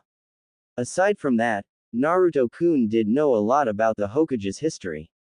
You certainly enjoyed reading about the Kage's history. I bet that they would be proud to hear that you took such an interest in them. The boy this time showed a bright smile. Well, I do want to be just like them in the future. Kosuke opened his eyes a bit looking at the kid in front of him, before smiling fondly. Hiruzen was right, Naruto-kun was indeed quite interesting. The conversation continued for a while, before Naruto bid the old man farewell. Kosuke appreciated the company dearly and invited the kid for another dinner anytime. Next day. After the academy, Naruto started his training in earnest, working his chakra through hell and back in order to learn water manipulation as per Tobirama's instructions. So far, the boy, even with the use of his clones, barely learned the first phase, but Tobirama knew it would take time. In his mind, it was better to waste more time in learning the fundamentals, because then Naruto could learn the most advanced subjects faster. It was like an engineering project. It takes more time to design the project than to perform the actual construction. That way, once the construction starts, it wouldn't be hindered by outside interference. Also, the kid had advanced chakra control, so by Tobirama's estimate, he should finish both the first and second steps today. The clones all worked in different sides of the lake, until one short burst of chakra from all of the Narutos managed to form ripples. Senju smirked. Naruto could already perform C-rank ninjutsu with this level of control, but the man would wait until Naruto learned all 4 steps. It was necessary to reach Tobirama's level. Excellent. Now let us proceed with the second step. You learned how to make ripples. Now you shall learn how to manipulate the water into forming a whirlpool like this. Watch. Naruto watched as Tobirama landed his hand on the lake and manipulated chakra. The boy saw that around the man's hand, a spiral formed until the entire area became a water tornado. Use your chakra and imagine it swirling around your palm while the palm is on the water surface. Start by transforming the entire lake into one gigantic whirlpool. Your control will improve when you manage to make it smaller and smaller until it barely circles your hand. Get to it. Oh, and I will be taking a bunshin to teach some kenjutsu katas. The clone will memorize it, but it will be up to you to train the movements and perfect them in time. Remember that Kage Bunshin training will not make up for hard work. I know, sensei, I was wondering about my other affinity, wind. How do I get to train it while I'm focusing only on water? Getting stronger is good, but getting ahead of yourself is not. Patience is required in a shinobi's life. Even with the bunshin, learning 2 affinities at the same time will do more harm than good. You won't be able to fully assimilate the intricacies of each element at the same time.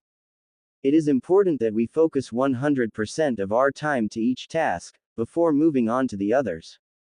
As I told you, while I know of the steps required to learn wind manipulation and even a couple of techniques, I cannot help you as much as I can with water. Perhaps, it will be prudent to leave wind manipulation aside for now and resume once you graduate and is transferred to a Junin sensei. He or she can perhaps supply you with the knowledge you require. Okay, I understand. Also, after graduating, I can have access to the shinobi section of the library. Tobirama nodded, before seeing the boy return to the task of finishing the second step. That too, now stop wasting time and do it already. I expect you to finish this exercise today. Naruto gulped nervously at the look Tobirama sent him from the corner of his eye. The man was no stranger to the old water whip method of making sure that his students stayed focused. 2 months later . Okay. Mold chakra in your stomach and inhale through the nose, hold it in and then exhale it all out at once. Suiten Mizoripa no Jutsu, water release, violent water wave technique. Naruto joined both hands in a praying fashion as he inhaled, before expelling a strong jet of water at the waterfall. Tobirama stood by the boy's side, inspecting the attack while it was performed. In his eyes, the boy was already proficient and will only improve in due time. The second step actually ended up taking Naruto an entire week to finish, due to his large amount of chakra. The third step involved primarily about the level of control regarding the water inside Naruto's body. Aside from this project, Tobirama had also drilled Naruto's clones with different kenjutsu positions and even got to tutor him on battle plans involving the sword. Tobirama now felt confident enough that Naruto was ready for the fourth and last step of water manipulation mastery. In fact, Naruto was clueless, but there were only 3 steps needed to be proficient in water ninjutsu. The fourth step was purely Tobirama's creation as it allowed him to use water techniques even without a nearby water source. My student, you've come quite far in your training and now it is time for me to pass on the first part of my legacy. Follow me please. Naruto nodded as he watched Tobirama step into the water and walking casually towards the waterfall. As I explained it water is an abundant element of nature. You are able to find it in almost every place you look. Suiten ninjutsu divides in 2 types of techniques, the ones where you use the water within your body and the ones you use outside your body. A true master of Suiten ninjutsu, however, does not need to rely on any nearby source of water, and I shall pass on this knowledge to you, so that it may once more benefit the village. Naruto nodded as the man took a seat right below the waterfall. The heavy water bombarded the man's blue armory, but he did not appear discomforted. The fourth step to mastery is to learn how to use water ninjutsu by using the water molecules saturated in the air. Naruto looked ignorant of the subject, but the man learned his patience. Naruto was a fast learner. The air molecules are composed mainly on two chemical substances, called hydrogen and oxygen. Both these substances together form water molecules, which for a Sweden master is an unending source to be used. Now, come sit by my side and focus on your chakra. The boy did so and immediately flinched at the water pressure.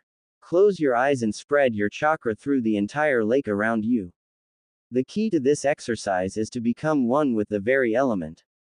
Naruto did as his sensei told and closed his eyes, attempting to ignore the discomfort. According to his sensei, the water element was unlike all the other elements. Its nature was calm and serene, but anytime and if used properly, it could become quite fearsome. It took a while, but eventually Naruto got used to the waterfall bombarding his shoulder. In his mind, all he could think of was the deep sapphire color of the water he was seating on. Senju Tobirama looked at his student and smirked. The boy was ready to receive his legacy now. When Naruto opened his eyes, Tobirama could see himself in the boy's eyes. Like the water they were seating, Naruto needed to be calm and serene in nature, but perfectly capable of being quite fearsome when needed. You're now ready to learn Sweden ninjutsu. Naruto nodded in determination. 2 months later. After achieving the end of the water manipulation training, Tobirama drilled the boy, teaching him a couple more water ninjutsu for him to practice, the Sweden Sugenheki water release, water wall technique, and Sweden Swedana water release, water severing wave technique.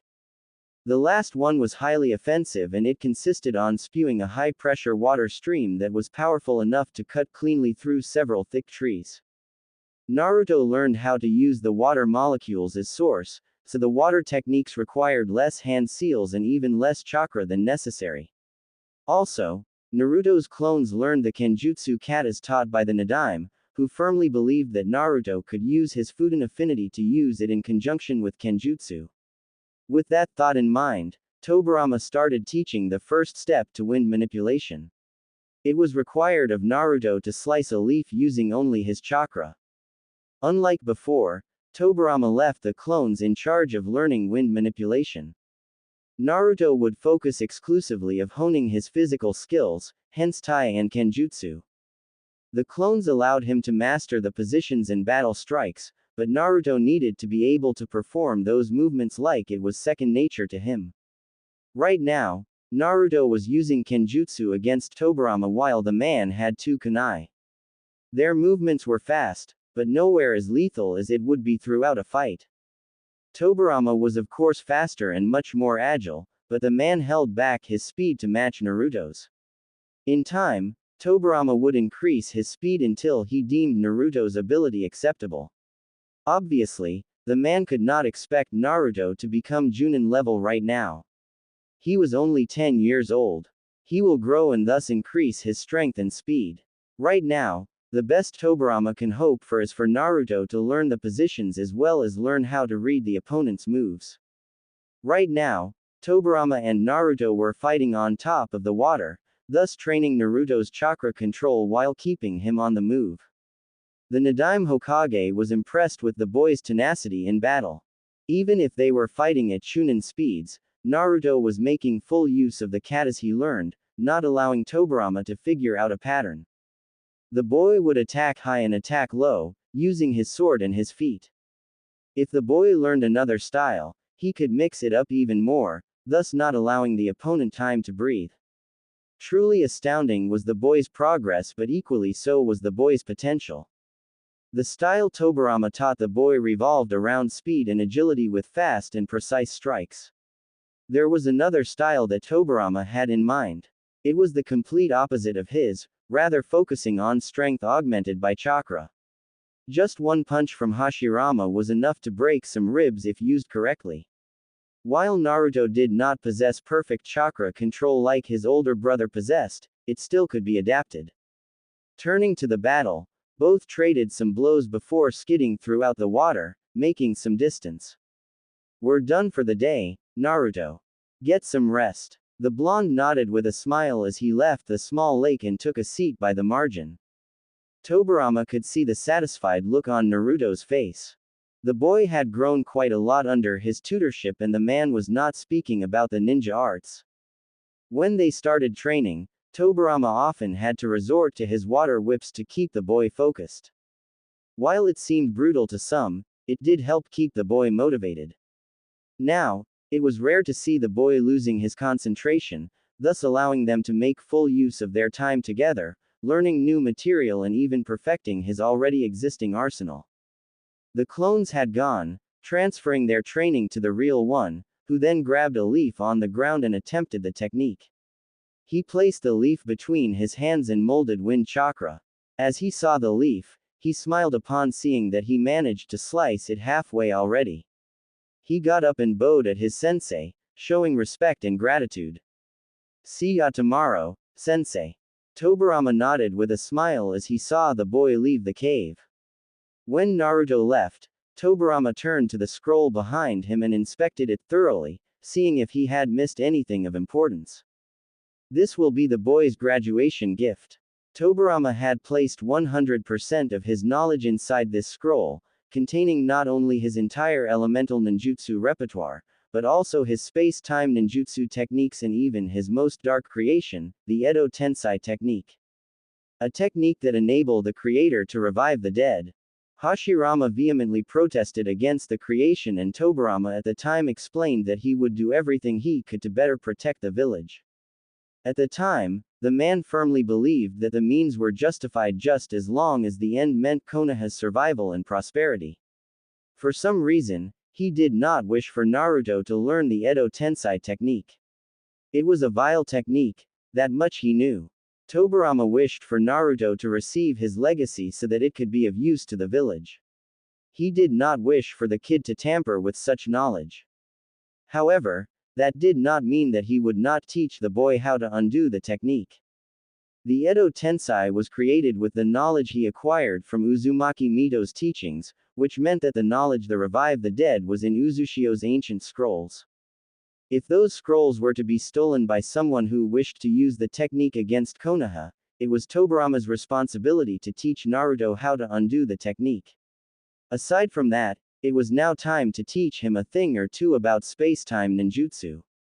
Of course, it would take a lot of time for the boy to grasp the concept, but eventually Naruto would learn it through the instructions Tobirama left in the scroll. Entire year has passed since Naruto first learned elemental manipulation, and Tobirama could proudly say that the kid was ready to face the trails of a shinobi life. That didn't mean that Naruto had learned everything that a man of the Nadaime Hokage's caliber had to pass on, though. On the other hand, Naruto had managed to learn the basic knowledge behind every skill that Tobirama had, meaning that the genin in training would be able to learn everything in due time. By Tobirama's best estimate, by the time Naruto advanced to Chunin, he would already learn the majority of water ninjutsu. Regarding space-time ninjutsu and even battle fuinjutsu, it would take much longer, perhaps JWHEN he made Junin. In regards to other skills like taijutsu, shuriken jutsu and kenjutsu, Naruto was a natural. He had learned fluidity and agility from Tobirama's style of fighting. He also learned how to apply chakra to augment his strikes, a style created by Senju Hashirama. His kenjutsu looked quite sharp, and the man was not mentioning the ability that Naruto developed over this year regarding the use of wind chakra in conjunction with his shinobigatama. Aside from using wind in kenjutsu, Naruto had finalized the steps required to wind manipulation, by slicing the cave waterfall in half. After that, Tobirama taught Naruto the only wind techniques he knew: Fuden Repusho, wind release, Wind Gale Palm technique, and Fuden Daitapa, wind release, great breakthrough technique. It did not take long for Naruto to learn those, as wind was his main affinity, despite how much they had trained in water ninjutsu.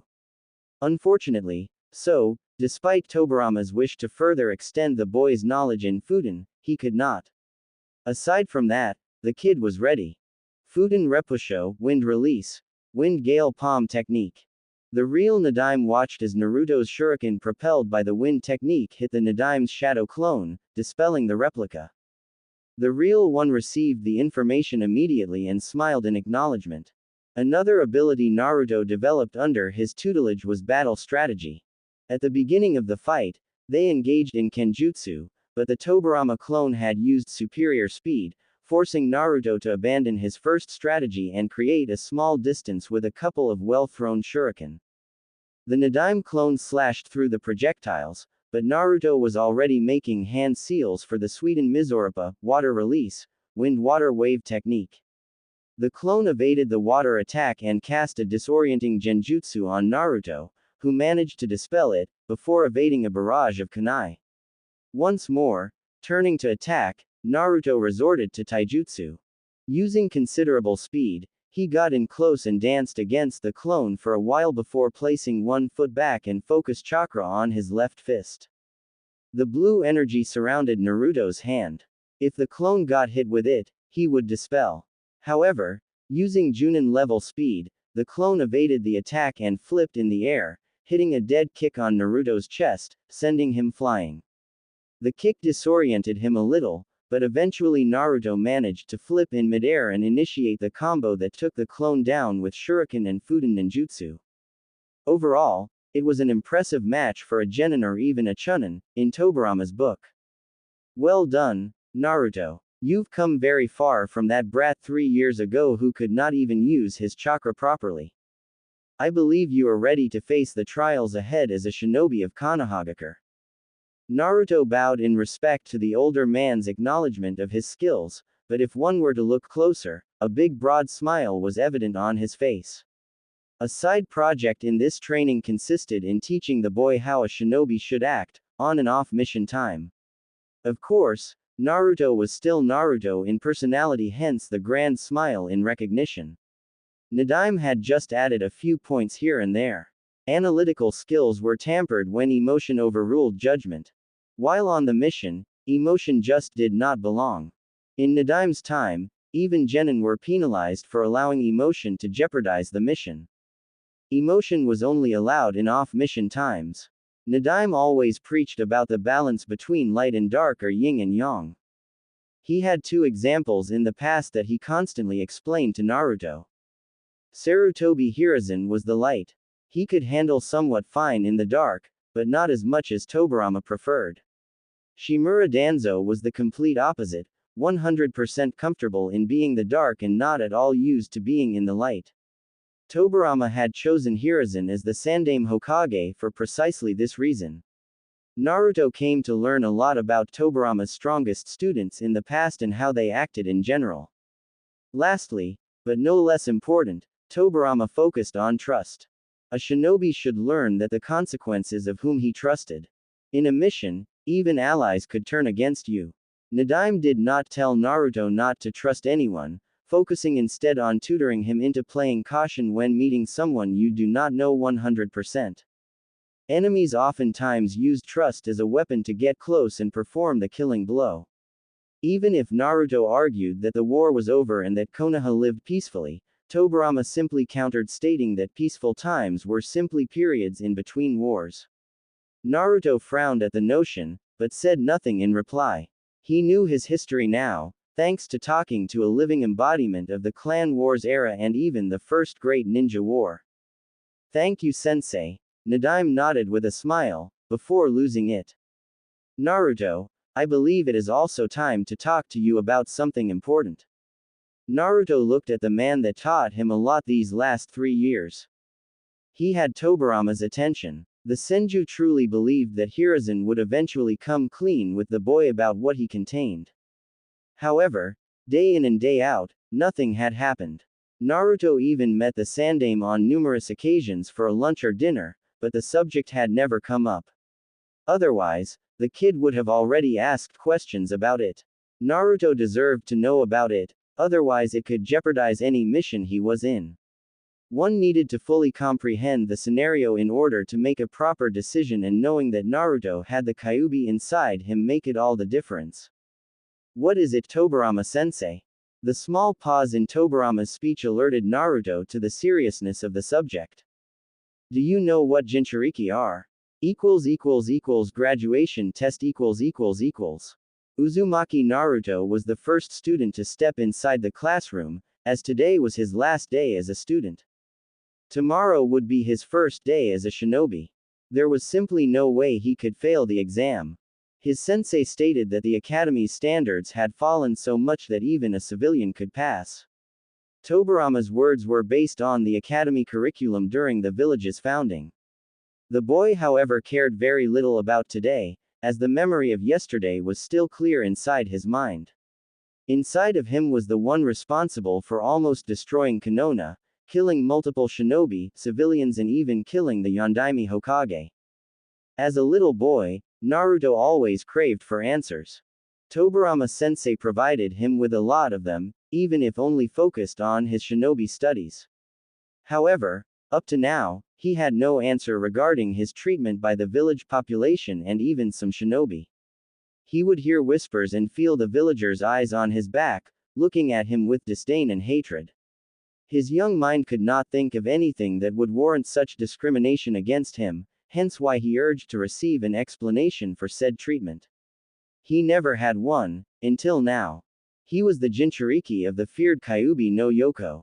According to Tobirama sensei, Jinchuriki meant power of human sacrifice, and that some villages used to seal-tailed beasts inside shinobi and train the shinobi to become the ultimate weapon against enemies. Based on the events that occurred 13 years ago, Tobirama did not believe that Konoha had done so. However, the fact remained that the Kyuubi was sealed inside Naruto, and the boy could very well use the fox's chakra as his own, if nothing more, to expand Naruto's already large reserves. Tobirama also stated his wonderings about why Hiruzen, the Sandaime Hokage, had not told the boy about it. In the end, one fact was easy to conclude. The Sandaime had lied to him and did so with a purpose. Naruto even questioned the very Nadaime Hokage about why the man forgot to mention this fact 3 years ago, to which he simply stated that it was irrelevant to Naruto learning his legacy. Tobirama also informed him that because of their training, it would become much easier to control the fox's chakra in the future. Naruto came to respect the man for training him, but the only thing Tobirama ever considered relevant was Naruto's training, nothing more. Emotions, according to Tobirama, were irrelevant, hence why the man didn't even think to sugarcoat the truth to him. In actuality, Naruto did not expect anything less after expending so much time with him. He expected differently from the Sandaime, though. Before meeting Tobirama, Naruto's entire circle of trust revolved around the Sandaime Hokage. He was the only one who had ever shown kindness to the boy and was the only one who ever bothered helping him. The ramen stand owners were there for him, but only when Naruto showed up to eat. As Naruto received the paper test from Iruka, he now remembered Tobirama's lessons about trust, and sadly so, Hiruzen Sarutobi, his grandfather figure, could not be trusted completely. It certainly pained him to admit it, but it was the truth. Releasing a sigh in dismay at the situation, Naruto turned his focus exclusively on the test. Some of the questions were easy, others not so much, but Naruto went through them all, answering the easy ones fully and giving his best on the hard ones. He gave one last check on the answers he provided and even checked for hidden genjutsu. Surely, if Mizuki did it before to screw his education, then no doubt he would do it again to stop Naruto from graduating. Thankfully, his chakra was not tempered with, meaning this test was the real one. The shuriken and taijutsu tests were much easier, and Naruto took advantage of those to even the odds in case his test scores weren't good enough.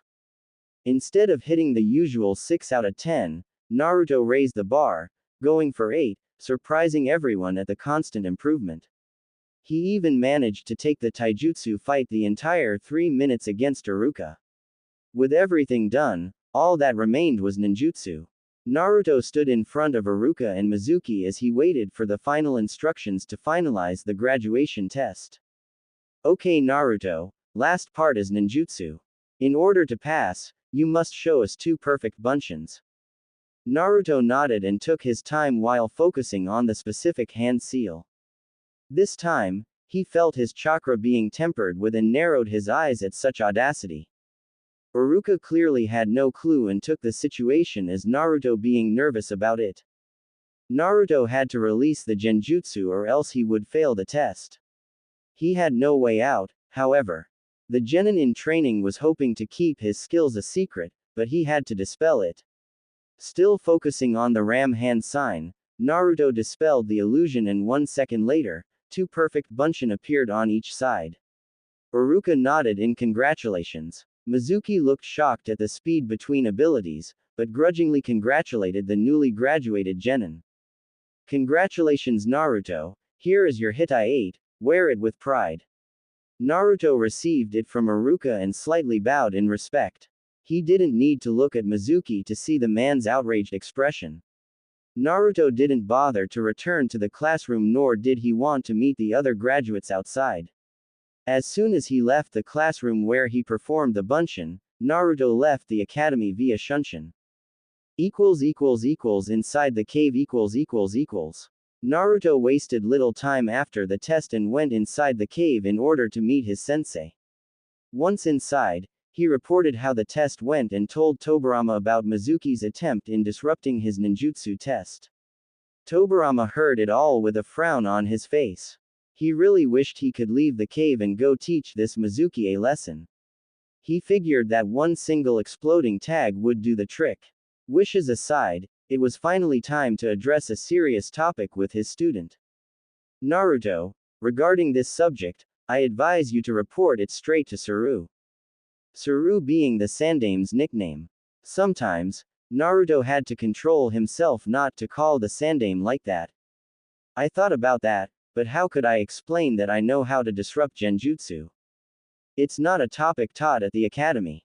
Tobirama nodded pleased at his student's comment. It proved that the brat managed to think ahead. Indeed, Naruto's ability to dispel genjutsu would come as a surprise for Hiruzen, considering that as far as everyone was concerned, Naruto's sudden leap of skill was a simple consequence of Naruto dedicating to his studies. It was precisely for this reason that Naruto had never shown anything in the academy that wasn't a part of the school curriculum. Still, there was ways around that Naruto could exploit, simply stating to the Sandame that he had been working on his chakra control and realized that it was messed up for unknown reasons. From that point on, it would be simply a case of figuring out the culprit. Iruka, according to Naruto, have never shown anything against the boy. Indeed, Suru would be suspicious. When reporting, simply tell him that you felt that your chakra control was being tempered for some reason. Do not say Mizuki's name. If I'm correct, you won't have to. Naruto nodded with a smirk on his face.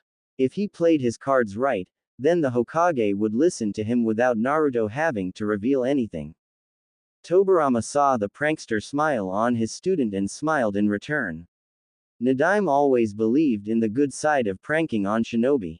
Now Naruto, since you managed to graduate, I have a matter of great importance to talk to you. The prankster smile kept on for a while, but Naruto dropped it when he saw the water whip forming behind Tobirama, ready to call on his attention. Sorry, what is it? Since you managed to graduate and have reached an acceptable level of my teachings, there is no more need for me to remain. Naruto's eyes widened, but Tobirama crossed his arms. I've told you from the start that my being here had one single purpose. I have already bestowed upon you my legacy, my student, and I'm sure you will only grow in time. Naruto could not control the tears that suddenly escaped from his eyes right now. Yeah, the man focused only on training. His water whips were also a pain in the ass to deal with, but for 3 whole years, Tobirama sensei gave him so much. Naruto just could not fathom the possibility of never seeing the man's grumpy expression again. Why would you leave, Tobirama sensei? You said that it would take a while for me to master everything. A simple snort came in reply. I stated as such, sure. However, I also informed you that you've learned all the necessary basics of my legacy in order to perfect them in time. Now, lose those tears or you will know firsthand how truly frightening water ninjutsu can be. Naruto complied immediately, but he still looked at the man with pleading eyes. Now, the Nadaime released a sigh in order to explain further. That won't mean, however, that you will be on your own from here on out. Throughout the time we've spent together, I have synthesized all my knowledge into the scroll you see behind me. The scroll is and will be available to your eyes only. I have placed a blood seal for this very purpose. If anyone ever attempts to open, the consequences to said person will be quite severe. Naruto looked at the scroll and his eyes widened once more as he saw the scroll slowly closing. As such, Tobirama's essence began to waver. However, Naruto became startled when he saw a different smile. Naruto, since this is the last time we shall meet, allow me to say with great pride that you were the best student I ever had. Use the skills I taught you and the ones you will learn to protect Konohagakure. Naruto still cried, but he returned the smile with gratitude for everything they've been through. Naruto bowed at the man one last time and vowed to train hard and be of great service to the hidden village in the leaves. The scroll fully closed and Naruto listened the reverberating echo of the waterfall with a smile on his face. Quickly grabbing the heavy scroll, he left the cave towards his apartment, but not before he bowed one last time to the man he came to respect even more than the Yondaime Hokage. With the Hokage .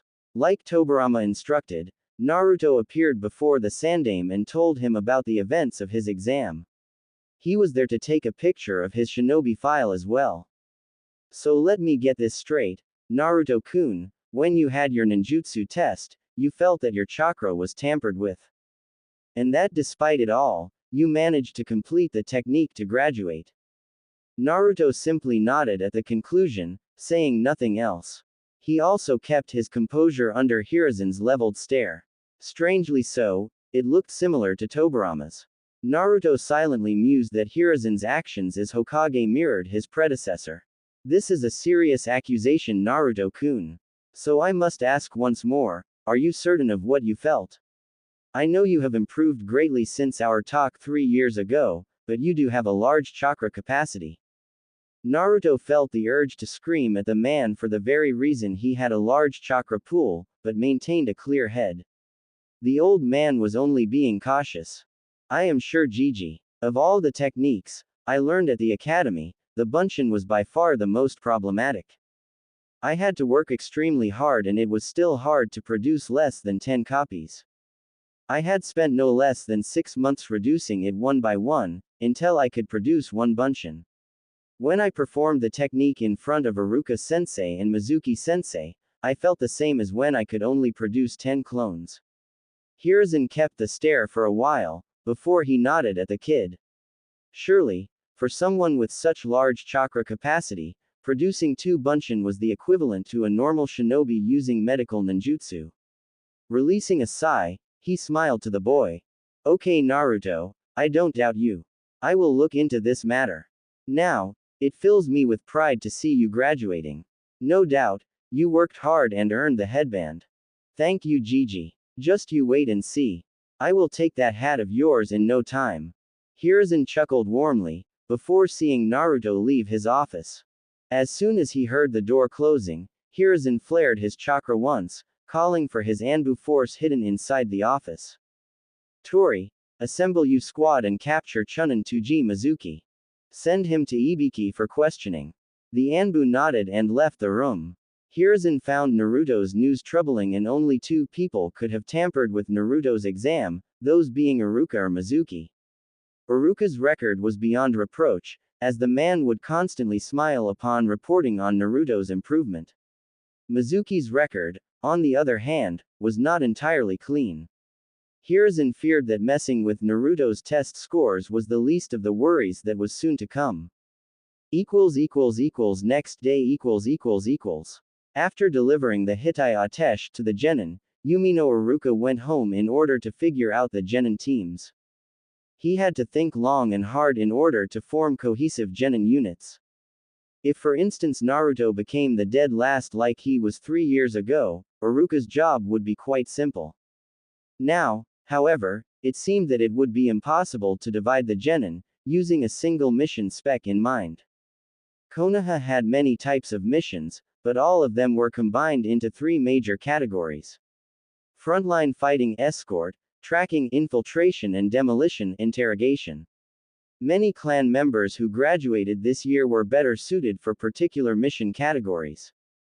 Hyuga, Inuzuka and Aburame members tended to be more efficient in tracking infiltration, while Akamichi, Yamanaka and Nara members were more suited for demolition interrogation. Hyuga Hinata, Inuzuka Kiba and Aburame Shino would form a nice team for tracking infiltration. Yamanaka Ino, Akamichi Choji and Nara Shikamaru would form a nice team for demolition interrogation. Uchiha Sasuke, Haruno Sakura and Uzumaki Naruto would form a team of frontline and escort. This division took into account that the Rookie of the Year would form a team with the dead last and the best kunoichi. Now, since Naruto rose from dead last to the top 10 students, Iruka had no other choice other than to mix the three teams. The other graduates were easier to form, hence why Iruka focused on the three teams. Sasuke became the Rookie of the Year and Haruno Sakura was the best kunoichi of his classroom. With that in mind, Iruka looked at the bottom of the classroom, those being Nara Shikamaru and Inuzuka Kiba. There was no doubt in his mind that Shikamaru was a genius. The boy was so lazy, however, that he only placed enough effort to reach the minimal scores needed to pass. Inuzuka Kiba's grades showed more reality, hence why Iruka smiled upon forming the first team. No doubt, Kiba and Sasuke will be the frontline fighters and Sakura will act as support from long range. Now, on to the rest. Yamanaka Ino's set of skills would focus mainly on her clan techniques, meaning that she would need muscle to protect her. Akamichi Choji would fit in nicely as those two knew each other since birth. The third member of this team would have to be someone who could act as the strategist and provide long-range support if needed be. Nara Shikamaru would fit the third spot, Iruka mused. For some reason, however, he could not move on to the last team. Sure, with Shikamaru, Iruka could formulate the next generation of the Ino Shika Cho team, a combination that had proven deadly for generations. However, Iruka could also see a good coordination in placing Aburame Shino with Ino and Choji. The Aburame heir was actually the second best male student, behind Sasuke. Also, Iruka had worked plenty with Aburame clan members to know how they tended to act in missions. Nara Shikamaru, Hyuga Hinata and Uzumaki Naruto would form the third and last team. Hinata with the Byakugan and the Jiyuken would act as close-range fighter. Naruto showed aptitude in both close and mid-range fighting. Shikamaru would fit in perfectly, being the strategist of the team and providing long-range support. Iruka knew that he would have to argue his case with the Hokage, but he was confident that the Sandaime would approve of the team selections. After presenting the team choices to the Hokage, Iruka stood by only listening to the man's thinking noises as Hiruzen looked at the paper sheet in front of him. I'm curious Iruka-kun as to why you believe that Nara Shikamaru would fit better in a team with Naruto-kun and Hyuga Hinata, instead of in a team with the Yamanaka and Akamichi members. Indeed, it took me quite a while to make this decision Hokage-sama, and if Naruto-kun had the scores from 3 years ago, I would certainly keep Shikamaru, Ino and Choji together. Since Naruto raised his grades, and our rule of placing the Rookie of the Year with the dead last, I had to think outside the box. Instead of selecting the teams for different types of missions, I opted to select them to balance each other on the field. Hiruzen listened with a stern visage, silently processing the information. Iruka's thought process was correct in terms of balance, but the Hokage wondered if the concept was correct. Normally, the Hokage would require specific teams for specific missions. If a mission required infiltration, he would send a team specialized in infiltration. However, many times in the past, he witnessed teams that were ill-prepared to handle themselves in case the unexpected happened. Iruka saw the ghost of a smile forming on the Sandaime and released the breath he had no idea he was holding. I now see the merit of your decision Iruka-kun and I concur. Although our norm is to form specialized units, as per the Shadaime's teachings, we have a great number of missions that don't turn out as expected. The team must be well balanced. I'll be sure to explain this to Inoichi, Shuza and Shikaku-san. They stated their intents in having their offspring form the next generation of the Inoshika Cho team. Now, I'll be assigning the Junin sensei for the teams. I appreciate the fine job. Uruka beamed at the praise, before getting up from his seat. As he was about to leave the room, however, Sandaime called him back for a different manner. Something else you need from me, Hokage-sama? Sandaime nodded as the Chunin retook his seat. I'm afraid so, Uruka-kun. Yesterday, I received a complaint from Naruto-kun that someone had tampered with his chakra during the ninjutsu test. Uruka's eyes widened at that, but he kept on listening. As I'm sure your record is beyond reproach, I had conducted a subtle investigation regarding your fellow teacher, Mizuki. We found out that he had indeed attempted to ruin Naruto's chances of graduating by casting a subtle disorienting genjutsu on him. While Naruto was affected by it, he managed to perform the technique and passed. Hiruzen had found out quite a lot of Mizuki's misdeeds, but Uruka didn't need to know them. Uruka could not help but look to the ground in shame for not noticing this. Every time, Naruto would complain about unfairness and he would dismiss it because of the boy's prankster side. A side of Uruka believed that Mizuki would change in time, but I should have seen Mizuki's actions, Hokage-sama. I'm to blame for this situation. Hiruzen nodded. While it's true that you should have, the consequences were averted by Naruto-kun himself, so no harm was done to him at least. I trust that you shall pay close attention from now on. Uruka bowed in acknowledgement, before leaving the office. Even if Mizuki was in fact an agent from Orochimaru and had received training to rival Junin, Uruka was also a high-level Chunin and should have sensed Mizuki's chakra invading Naruto's. That thought aside, the fact that Orochimaru was after the Kinjutsu scroll troubled the Sandaime. He needed to look into this fast. Quickly writing a letter, Hiruzen ordered it delivered immediately to the one responsible for running Konoha's spy network and member of the Sannin, Jiraiya.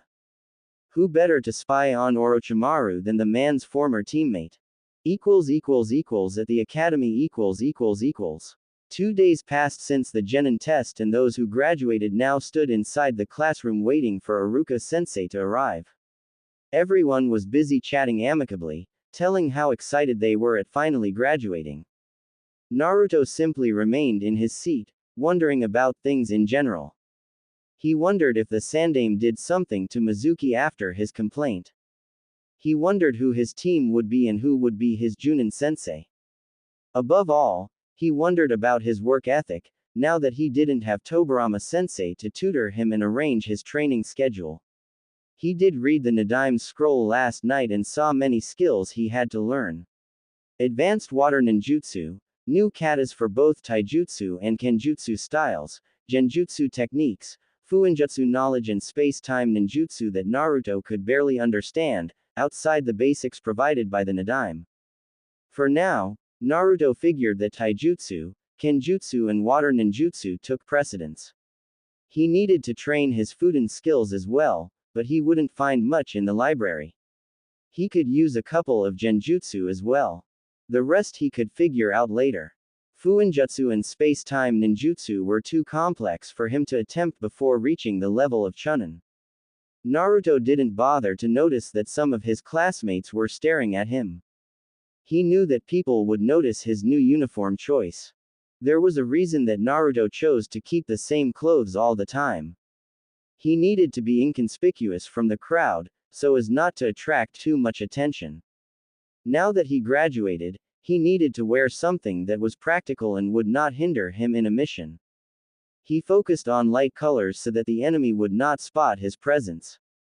His new outfit consisted of Anbu-style boots and dark blue pants followed by a light green t-shirt. Dark blue forearms covered his wrists, completing his new wardrobe. The sword he received from the Sandaime was strapped on his waist. Said outfit would have cost him a fortune, had he not bothered to use a simple henge to dye his hair black and hide the whisker marks. Naruto's wonderings ended as soon as Iruka entered the classroom and ushered everyone to shut up. Before he could begin, however, Sakura lifted her hand. Iruka-sensei, what happened to Mizuki-sensei? Naruto perked at the question and looked at the man's eyes with a smile on his face. He didn't need to hear the answer to conclude what happened. Mizuki is otherwise occupied Sakura and won't be able to make it. Now, listen up all of you, to everyone here who now wear the Konoha headband, congratulations. All of you worked hard to become genin and I'm sure that you will only grow. Know that this is just the beginning of your careers, however. The Academy's goal is to better prepare you for the shinobi life out there. Naruto had to snort at that, remembering what Tobirama thought about it. With that out of the way, you'll be forming a 3-man cell team under the leadership of a Junin sensei. I now shall announce the genin teams and the names of the Junin, so listen up. Team 1, Naruto blocked the names out, until he would hear his name. It would be irrelevant to pay attention right now. Team 7 is composed of Uchiha Sasuke, Inuzuka Kiba and Haruno Sakura. Your Junin sensei is Hitaki Kakashi. At the mention, Yamanaka Ino deflated on her desk while Haruno Sakura gloated. Team 8 is composed of Akamichi Choji, Yamanaka Ino and Aburame Shino. Your Junin sensei is Yuhei Kurenai. Once more, Yamanaka Ino complained at having to be in a team with a guy who housed bugs. Team 9 is already in operation, so Team 10 is composed of Hyuga Hinata, Nara Shikamaru and Uzumaki Naruto. Your Junin sensei is Sarutobi Asuma. Naruto nodded at the names. Shikamaru was constantly on his tail following him around. Now that Naruto didn't need to hold back his skills, it was no problem. Of course, he would not use elemental ninjutsu for now, but he had taijutsu and kenjutsu to rely on most missions he would undertake. He had nothing against Hinata and fighting alongside a Hyuga was a plus in his book. He did wonder about the name of his Junin sensei. Sarutobi Asuma meant that the Junin was related to the Sandaime Hokage. After Iruka finished announcing the teams, he released everyone for lunch and telling them to come back in 2 hours to meet their Junin sensei. Naruto saw Shikamaru mutter his favorite word and then walked up the class stairs to face Naruto. As troublesome as it is, I think it would be best if we had lunch together to learn about each other a bit more. Naruto nodded at the Nara clan member. Sure. What about you, Hinata? Are you in? The girl happened to be seating next to Naruto and blushed like a tomato at being addressed by her crush. Throughout the last 3 years of the academy, Hinata always tried to search for Naruto. Before, she was always able to follow him when he went to train or when he searched for the sites in Konoha. She considered herself weak and she had used Naruto's determination as a drive for her to feel better. Now as Naruto had improved greatly during the academy, she could not help but feel down. Sure, she was happy for him and all, but for some reason, she could no longer see the same qualities she saw back then. To her that Naruto died and another took his place. Looking at his eyes, Hinata could no longer see the glow that she was drawn to in the past. Now, the look resembled a more reserved and collected human being. Ramen stand The newly formed team left the academy towards the ramen stand as per Naruto's suggestion.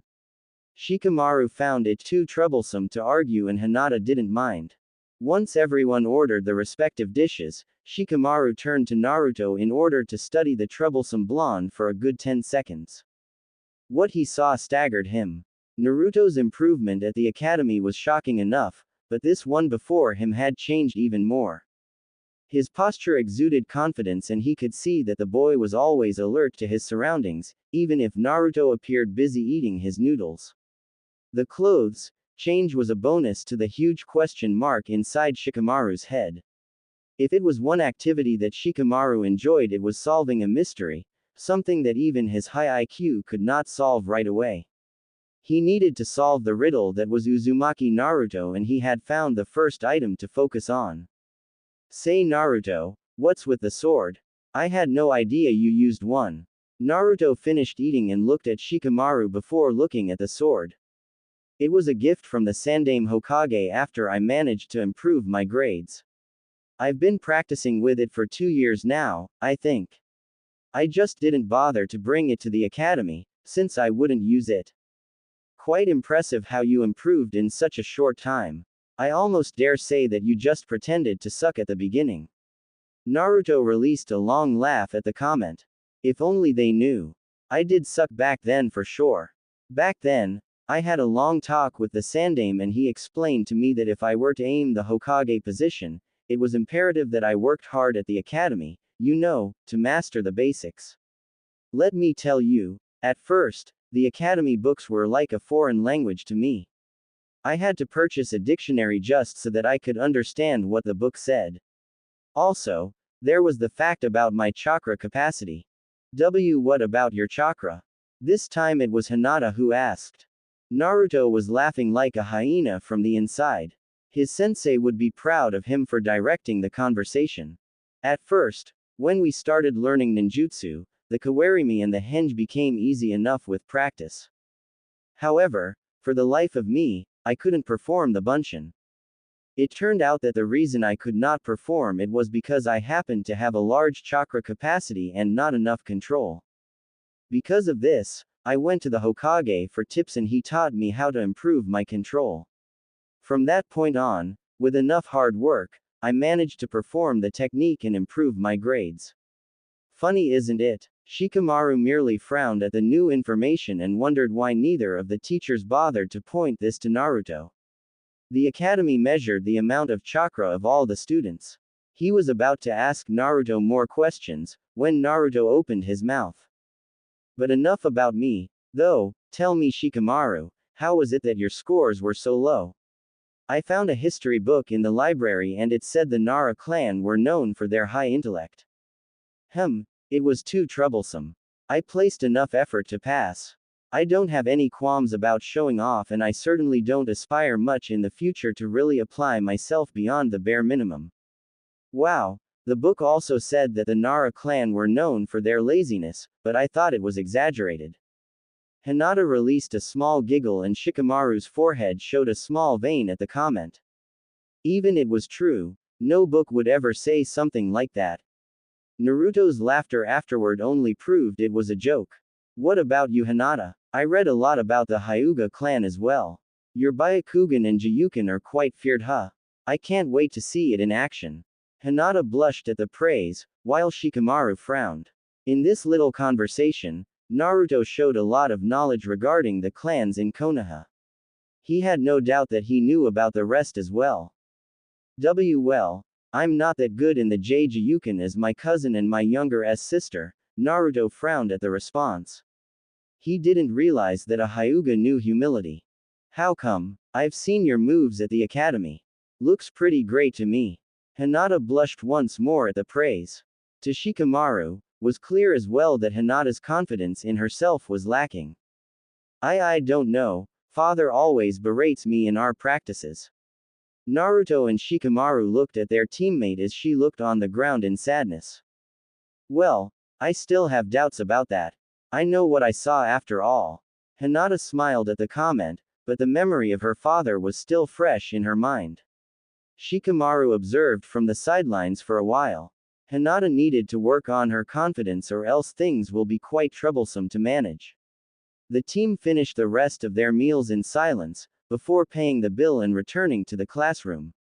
It was time to meet their Junin sensei. At the academy . Once all the now graduated returned inside the classroom, Iruka took a moment to look at all of them and smiled soon afterward. He had high expectations for this generation. Hyuga, Uchiha, Yamanaka, Aburame, Inuzuka, Akamichi and Nara clan. Each of these clans had one representative in this classroom. Aside from the clans, Iruka got wonderful students in both Haruno Sakura and Uzumaki Naruto. He had no doubt in his mind that they would surpass everyone's expectations. Iruka took a couple of minutes to express his thoughts about the classroom, before saying that within minutes, the respective Junin senseis would arrive to collect the teams. With that, Iruka bowed to everyone and left the room. As Iruka said, little by little, different shinobi started to arrive in order to collect the genin teams. 5 minutes later, Naruto looked up and saw two Junins entering the room together. The first one was a kunoichi and a very beautiful one at that. She was fairly petite and light-skinned woman of slender build. She had long, black, shoulder-length untamed hair and unique eyes that are red in color, with an additional ring in them. Naruto actually believed she was an Uchiha, based on observation alone. Her outfit consisted of a red mesh armor blouse with only the right sleeve visible. The second Junin was a shinobi and quite tall compared to the woman. He had brown eyes, short and black spiky hair and beard. His clothing consisted of the standard Konoha ninja uniform with the sleeves rolled up halfway, the standard Junin flak vest, regular shinobi sandals. He also wore what appeared to be a sash with the kanji for fire marked on it around his waist. He had a pair of black bangles and bandages wrapped around the arms of his sleeves. Not to mention the uncanny resemblance to the Sandaime Hokage. So that's our sensei, interesting. Junin Yuahi Kuranai, Team 8 you're with me, meet me in training ground 8 in half an hour. The woman next to Asuma announced, before vanishing in a shunshin. Junin Asuma Sarutobi, Team 10 you're with me, meet me at the barbecue restaurant in 20 minutes. Asuma had also vanished via shunshin. Both Team 8 and 10 got up and left the room, leaving only Team 7 to wait for their tardy sensei. Barbecue restaurant Naruto, Shikamaru and Hinata watched as their appointed sensei ate his fair share of beef. Asuma had offered them lunch, but they had already ate before meeting with him. In the end, they settled for some tea. Alright then, now how about you all talk to me a little about yourselves? I have a grasp of your skills from the academy file, but I wish to get to know you better. Let's start with you Shikamaru. The Nara member mumbled his favorite word at having to go first. He was content with saying the bare minimal. What do you wish to know exactly, Asuma-sensei? Oh, likes, dislikes, dreams for the future and anything you wish to share. Huh, troublesome. Well, my name is Nara Shikamaru. I like watching clouds and playing shogi. I dislike excessive work and being nagged by my troublesome mother. My dream is to retire as a chunin, find a wife that's not so troublesome to handle and settle down. Asuma could not help but chuckle upon seeing the boy's dream. Just like his father, Asuma mused. Naruto, instead, looked at his teammate with his mouth open. No drive whatsoever. To someone with enough stamina to train the entire day and not tire, Naruto found himself at a loss as he found his stamina nemesis. One thing for sure, Naruto would not allow Shikamaru to slack off. Oh, how he wanted to use the water whip on him right now. Okay, you can go next, Naruto. Seeing his cue, the blonde nodded. Well, my name is Uzumaki Naruto. I like ramen, training, shuriken jutsu and kenjutsu. I dislike the 3 minutes it takes to cook ramen. My dream for the future is to rise through the ranks, gather enough experience and become a Hokage just like the Nadaime. Asuma nodded with a smile on his face. He heard from his father how the boy aspired for the Hokage position and how much the boy talked about the Nadaime Hokage. Little did everyone know precisely why Naruto mentioned the Nadaime Hokage. Shikamaru, however, found the answer interesting. He remembered the boy worshipping the Yondaime Hokage 3 years ago. It must have something to do with his improvement all of a sudden. A nice dream you got there, Naruto. Okay, last one, Hinata. Oh, my name is Hyuga Hinata. I like pressing flowers, zenzai and cinnamon rolls. I dislike those who look down on others and my dream is to unite the Hyuga clan. Asuma nodded, while lighting a new cigarette. Naruto already counted 3 since they arrived at the restaurant. He supposed that all members of the Sarutobi clan enjoyed having a smoke here and there. The Sandaime did enjoy that pipe of his. Asuma released the pent-up smoke and Team 10 instantly coughed like crazy, earning a smirk from the sensei. Okay, now that we got to know each other, all of you are dismissed for the day. You are to meet me at training ground 10 for one more before you can be called genin. Asuma merely waited for the response. Huh, troublesome. Shikamaru groaned in reply. Other test. What do you mean? We are not genin right now. Now, Naruto entered into a completely different conversation. Asuma merely smiled and explained. The academy test had one purpose only. It served to show which of you had the potential to become genin. It is up to the Junin sensei to determine whether you receive the title or not. The test will begin at 8 o'clock tomorrow morning. The genins nodded while Asuma paid for his tab.